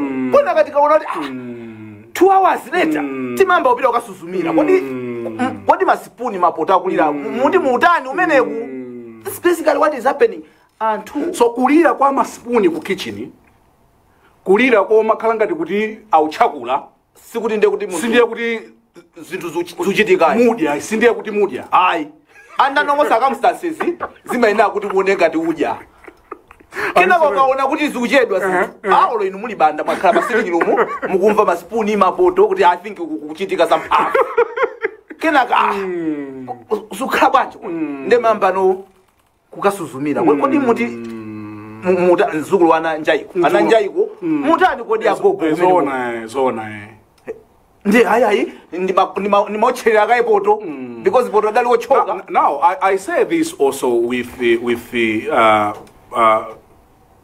ndintima osweka because ukamamva mmene akuluakuluwa amachakulira mbalume prior to masankho aja umatha kuona kunena kuti koma atsokolera kulankhulatu awa chifukwa chake frustration ili yayikulu so kwambiri atsokolera kulankhulatu awa 100 days ndikangolowa ndidzapanga kuti why are we not there yet? Ine chimene ndikuona kwambiri ikuti kwambiri banda ni decision making.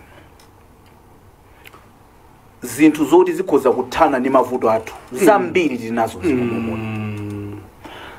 Ndikupaseni chisanzo cha disorder banda ndi pamene munthu muli nyumba fridge ili ku toilet chophikira chili uchipinda ndi maona kuti okay munomo zinthu zonse zimene tikuzifuna zilipo koma si zili malo mwachi ndeti pange bwanji ndete ndikonzeno titenge chophikira chikhale kitchen za ku toilet zikhale ku toilet banda zimenezo is not rocket science. Things are already there. What we are lacking in this country banda is to have a decision maker amene akumakwiya kuti sitingamakhale befeyo ziko losauka pamene ndalama zimene zili ziko munomo titakhala kuti tizigwisa ntchito number 1 katangale titakhala kuti tamutesadi moona mtima tili ndi chuma chokwanira chokuti chikhoza kumakwana anthu amene akugwira ntchito nkumapeza.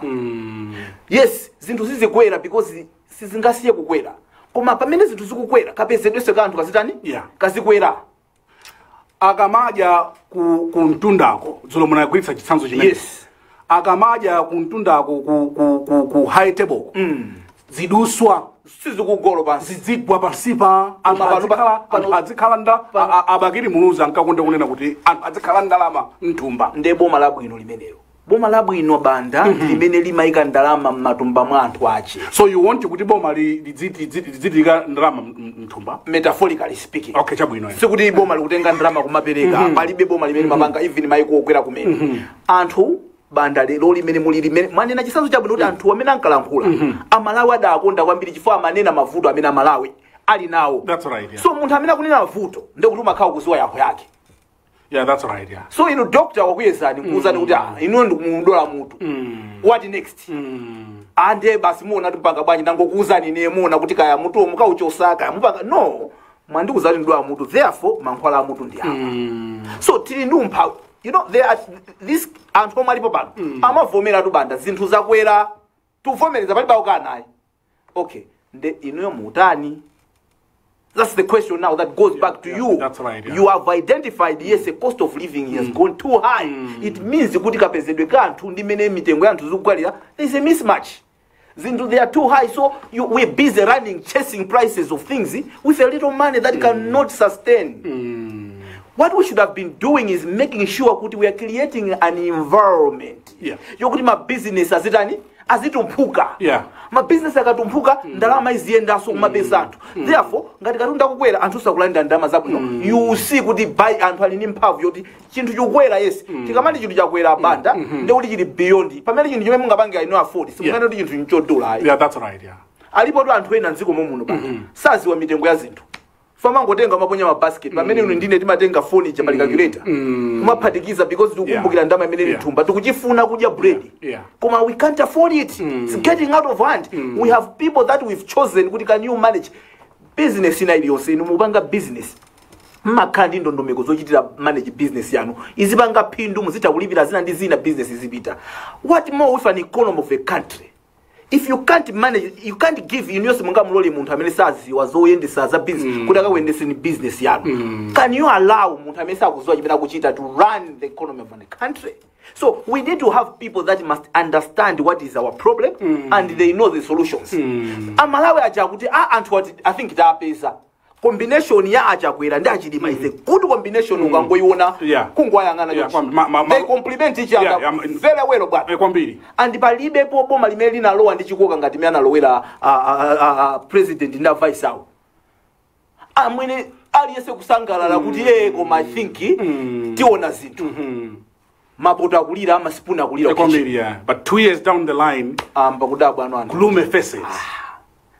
What is the problem undefuso mufusa banda ngati mwango chuna kumene kodi TV umachuna? Yes, TV timachuna. TV timachuna. Mbona ngati wani? Ai TV so timachuna. Wachuna? Wachuna ndi two times. Kwa kuchuna so ina. Kuchuna ina. Acha bwino. Ngati mwango chuna kumene tikulandireni kulikonse kumene mukutionera nthawi ino. Ndine Brian Banda, ndili ndi anzanga Bambo Ndevu Zamwayi. Tukambirana nkhani yofunika kwambiri, and these are the discussions that we need to have. Nkhani ngati zimene tidzikambirana and ndi nkhani zofunikira kwambiri tidzikambirana. Tukambirana pano kunena kuti it's been 2 years tsopano chiponyereni mavoti chiponyereni pampando achakwera ndi achilima, koma the mood ndionena kuti zikuoneka kuti sizikuyenda, and it's not only us talking, it's the cause that we are getting. Yes. And I gave a specific example ya Amaina Moyo. Yes. Amene analimbira phone kuchokera ku Chilomoni dzulo. Nzima yakulira. Kuti sizimene tinkayembekezera. What has gone wrong? Ada akamba kunena kuti tilo wa mkanani. Kodi kanani yo ndi uti hani imene tikambirana tikabwera ku break. We'll take a short break. We'll be back momentarily.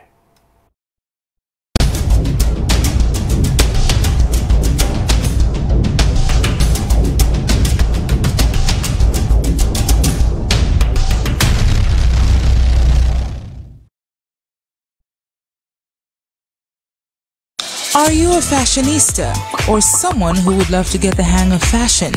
Worry not, Glam 265 is here for you. A program that will be giving you the latest fashion trends, interior design tips, plus many more. We've got all your fashion needs covered, from what's trending to pick of the week. Catch Tabby and Matilda on Glam 265 every Wednesday at 10:15 in the morning, with the repeat on Thursdays at 2 p.m.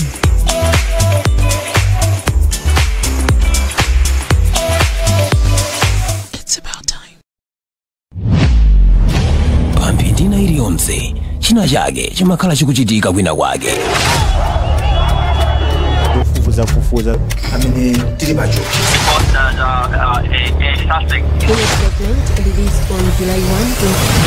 Ndipo anthu ambiri timakhala ndi mafunso osiyanasiyana. Kodi zachitika kuti? Zachitika mutani? Nthawi zanji? Kodi kwa kwanji? Onelani programu ya kwa kwanji pa Times Television lolemba mpaka lachisanu nthawi ya 9:30 mmawa kuti mumve zomwe zikuchitika mdziko muno. It's about time.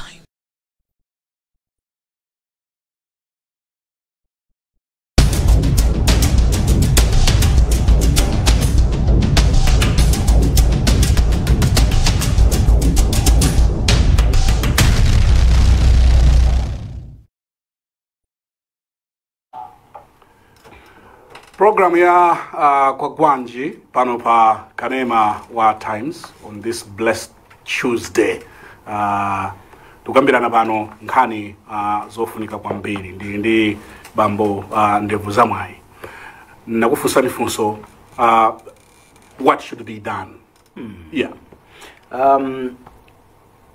Palibe ziko limene limatukuka kuposa masomphenya amtsogoleri wachi. Kuti titukuke ngati dziko. Yeah. Mtsogoleri wathu akwena ukhani masomphenya. That's vision. Yeah. Nde kuti pamene pali vision pamene ukha provision. Aha. Tikuchoka bwanji apapa kwafika ku masomphenya. Yeah. Yeah, but we have blueprints like 2063. Are they making sense? They would make sense, Abana, if we were serious in the first place. Because I had an opportunity to cheza ndimai Chizuma. Aminanka na kuti ngati tikupitiriza kuba ndalama mmene tikubera pano pam. Katangale akapitira kukhala mmene amankho yonja mayo. Yes. Ndekuti we might as well forget 2063. Because Katangale bwana is still a problem. Yeah. Not was. I want you to understand me lukwisa ntchito mawu. It is still a problem. It was a problem. It is a problem. Alipo anthu amene akuba ndalama za Malawi. And choopsa nchakuti ukamaona zikuoneka ngati kuti amene amayenera kusamala za Katangaleyo, they have just decided kuyang'ana kumbali. And potengeraso kuti Amalawi ambe adakhulupirira kuti ndi ntchito imene afuna akagwire akapasidwa udindo watumikira Amalawi. Adalonjeza kuti Katangale tizathesa inuyo ndikumbukira banda mupanga interview yake a president adangulapo kungotenga thuku acha Malawi wapita kwambiri anthu adagawana inuyo mkucheza nawo anthu imeneyo asala president anthu amagawana zimene zijazi as a reminder mudatilonjeza izi zili pati a vice president ankalankhula mobwereza ndende zatuzi anthu okuba nkhuku azatuluka muzazaza mbava zenizeni tike mbava zenizeni mbava zimene zimavala masuti nkumayenda mu anthu mati bige zili mbava zikuba misonkho ya Malawi imene kana matukula ziko lino imene akapangisa kuti Malawi azipeza ndalama zokwanira nkumagula katundu amene no akatifikise kukenani ucha amene aku Malawi amene tonse tikufuna. Now a definition of Kenani is by who ndi ndani akupanga define kukenani ndi malo amene Katangale safikako, malo ankaka ndi uchi ndi malo amene nepotism sichitikako kuti timulembe munthu ntchito just because amachokera dera kumene bwana wamkulu akuchokera ndiye kuti ngati inu muli akudedza ndiye kuti mulemba anzanu okhaokha akudedza. Ngati muli akulilongwe mulemba anzanu okhaokha akulilongwe. Kukanani sapanga choncho ndiye mmene munenda pamene yes ndiye mmene munenda pamene popo fuso mani fusalija ali sathawo yankhabayinga kodi kukanani kuja ndikutupitako because already pali zina zimene zamba kuonesa kuti definition yake na imene kuine ifeyo sikhala choncho. Yeah, that's right. Yeah, sikhala choncho. Definition ya chifoko kana kulibe tsankho. Yeah. So yes mtima umatha kufuna koma pena zinthu zambiri zimakulepheresa. But munthu wabwino amene udayankhula chinthu kumachikhulupirira kuti chimene nanenachi ndichikwaniritse umakhala ndi reflection bwana kumamvesera kuti kodi Amalawi kuti chani. Ine ndimafuna nene kuti it's not too late. It is not. It's not too late. It is not. And we are not saying that all is lost. It is not. In all fairness, these are just reminders. Yes. Tikunena kuti kuchitanga kuguduza kugwedeza. Yes. Kuti monga mmene ophunziraja mukumbukira ali ndi Yesu pamadzi namondo yadamenya mphepo ndi Yesu amagona ndi akwauza Petro akwauza Ambuye Yesu kunena kuti kodi Ambuye don't you care simusamala kuti thomira pano simukusamala zimene namondo mkati mwa mphepo inu mugona nangula mkati mwa mphepo nangula kumenya inu mugona kodi Ambuye simukusamala simungadzoke nkuona mmene anthu akuvutikira kunjaku kodi simukuona kunena kuti pamadzi pano mphepo yalimba.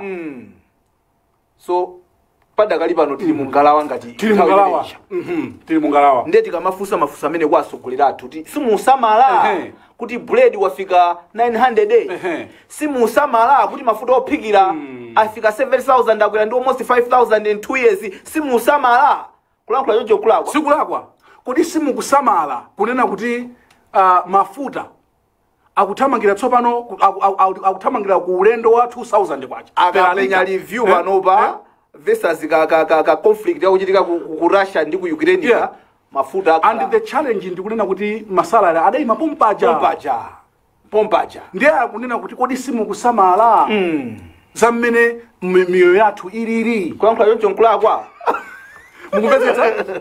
Yeah, so manena kunena kuti it's not too late. It is not. If a U10 can be made on these critical matters, amalawi sakufuna zambiri. Akungofuna kuti akagule bread. Chingwa. Komano banda, muzwa mawanali nkamwe, tikamati if a U10 is to be made. Sometimes timakhala ngati tikuyankhula in abstract. Like siti kuzwa kuti who must make that U10. Chifanga tili ngalimoto ndeti kana kuti galimoto ibwanji tapanga U10 anthu mafusana akomadi.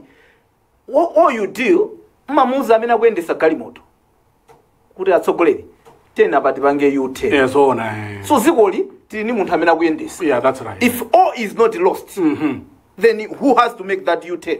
Ni tsogoleri wake. A driver. A driver. Pangani U10. Tikapitirira ukumene upita kuli anamondo kuli gombe kumene kuli agombe kubwera wina halima atikapereka kuti kutolo uje damu lapulika. Yes. Tikumana ndi gombe kumene tibwerere kanani ujokhanga apapa kanani tikozo kafika koma njira yake satine that's why tupanga U10 when we saying all is not lost. Tizerechesa kuje kumudzi kwathu kuli kamalo kena kamatichesa. Timanena kuti tizerechesa chabwino. Chifo kuli matope uko. Mukumvetsetsa? Yes. Yeah, but I'm just saying kunena kuti I think this is the best time to review kunena kuti kodi taponda pati. Amalawi yake ndi omwewa amene amatombera mmanja. Mmanja muja sakuombanso. What has gone wrong? Timakamba apa kuti pena kudusa ndithu anthu osacheuka. Osacheuka. Kutchula mayina ena anthu wamba kuwa. Kwambiri. Khala kuti ndiwe munthu amene you pay attention. And the sad part ndionena kuti when signs like those are given and there is nothing, it's a big sign for a big worry. Yes, it's a big concern. Kunena kuti munthu kuyima pamaliro kapena kuyima kaya pamalo anthu nkuyamba ukukuwa kutchula mayina kuti anthu omwe aja makhala kuombera manja pano aiwe usatuze and in the establishment you pretend as if nothing is happening. No, it's a big worry. It's a big worry. You're shooting yourself in the foot. That is the time you must say, oh, we are losing a plot here. Yeah, kwambiri. Tipange zinthu. And ine ni manena nthawi zonse kuti if I realize kuti kuka department kwangako ndi mphafu timene masogolera nyamata amene ndikuyana nawo ntchito. Kwambiri. Ndi anthu ayambe kuloza zala ku department kuja. It means kuti ineyo pena timphafu tanga tija ndikufunika ndigwise ntchito. Ndimanena kuti chitsanzo chimene muone nacho kuti anthu osacheuka and you just pretend kuti as if everything is normal. It is not. No major shake up. No. Tinkakamba kunena kuti mtsogoleri amafuna kuti adzicheuka. And we kept on saying it here. Simabodza answer here. We kept on saying it here. You cannot just pretend kunena kuti all is well. Kumango yanga na chonchi. Osafuna kumva kuti kuda anthu akuti aulijani. So amalawi sakufuna zinthu zambiri. They want to send their children to school. Kusukulu kukhala phunzitsi. Kukhale zoyenerera. Akufuna kuti akamba njala. Atikagula chakudya. So they are not asking for too much. They are not saying kuti mutigulire njinga za moto. Aya kuzoa lisudi ndo abomba kulira anthu njinga za moto. Koma ife timalawira mama wati mathamanga kumatakata. Koma kameti kupezaka. Ukathamanganso kandi mtauni mu zioneka kuti wathamanga. Kamene wapezaka kasikwanisa kugula zosowa zako. Koma no kupeza ka chinthu sikangamake ni mitengo. Sikangamake. Yeah. That's why ndokudandaula kuti tikupeza inde. Koma mitengo ya zinthu yatithawa kwambiri yasogoleratu tithandizeni igwireni mitengoyi isapitirire kuthawa chocho. Kuti koza kuyankhula ngati petulo pa nyanja paja. Yes. Kuti kodi simukusamala. Simucheuka. Eso ezona simucheuka basi. Chifukwa pena bandit. Zimawawa. You keep on reminding each other kuti kunoko sizasinthayi kuti upita kwinayi. Kwathu ndi kunoko. Yeah, that's right, yeah. Tikamayimba nyimbo ya mtundu wathu banda timagwira mkono apa. Anthu ena mangogwira saziwa kuti patazo. You sing that with passion, is a prayer. Yeah, that's right, yeah. Mulungu dalisa di Malawi. Ziko lathu lide Mulungu watidalisa, watipasa anthu anzeru, watipasa zinthu tili nazo, koma ife chimene chikutivuta tisoda ndi manena ili nyumba mucha. Yeah, that's right, yeah. Fridge ili kuti malola kuika. Tifuna tingoitenga tiike ku. Do. Ndeti ziplemana panopa kuti ya. This country ili ndi azibambo, azimai, anyamata ndi atsikana. Amene if we put them in the right positions, we can turn around this country. We can. Dziko lino siri kufunika kuti titenge makaniki wa ku Ukraine kapena ku Russia kuzakonza zinthu. Ayi. Tili nawo anthu. Zonse tinazo. Mumu. Tinazo zonse tinazo. Yes. But we just need to put people in the right position. Yes. Awanda gwira nuko. Yes. Ine ndigwira uko. Yes. Tenti tiyambe kukankha chinthuchi. And siku limene lolo liziyena likwane banda. Ine ndimaona ngati kuti ife sitinaphe mtima kuti siku la thupi. Zakwana izizi za mavuto zilero lya akulu tikuyamba 1 tikankhe tebulo ili banda likafike hapo. Ndiyeno sitingamangona tati likankha tikudikira kaye tilike komanso ukanena kuti tebulo ndifuna umukankhe mukaifike hapo. Udzibera nkucheuka kunena kuti kodi mwakankha pati. Lisunthe mulime mundawu. You can't just say kunena kuti limani mundawu and you don't go back to check kuti mundawu yamba kulimidwa ndiye mtundu wanji. Yes, exactly. Yeah, that's all what Malawians are asking for. And that's not asking for too much. It's asking zinthu zimene koza kukwanisa. Tili nazo zinthu zomwe mwanenera mwanthu okutekera tili nawo zinthu zili nazo tungofuna kuti munthu atitsogolere because si wathu element unena kuti awawa sitingayike pa mpando apo chifukwa chaonena kuti si wathu ndi zimene tinathana nazo pa 20 kuti mpanyana pa 20 June whatever it is. Yes. We wanted a Malawi where inuyo mukhoza kulembera ntchito kunena kuti yes ndikhoza kukutengani not based on where you come from. Tidane naso kuti pasamakhale form yofusa kuti kumuzi kwanu nkuti ngati uli ndi national ID yakwana basi meneyo osati umachokera kuti sajani. Why do you want to, how does that help you in the job that I want to do kuzome ndi uchokera? Ndizimene Malawi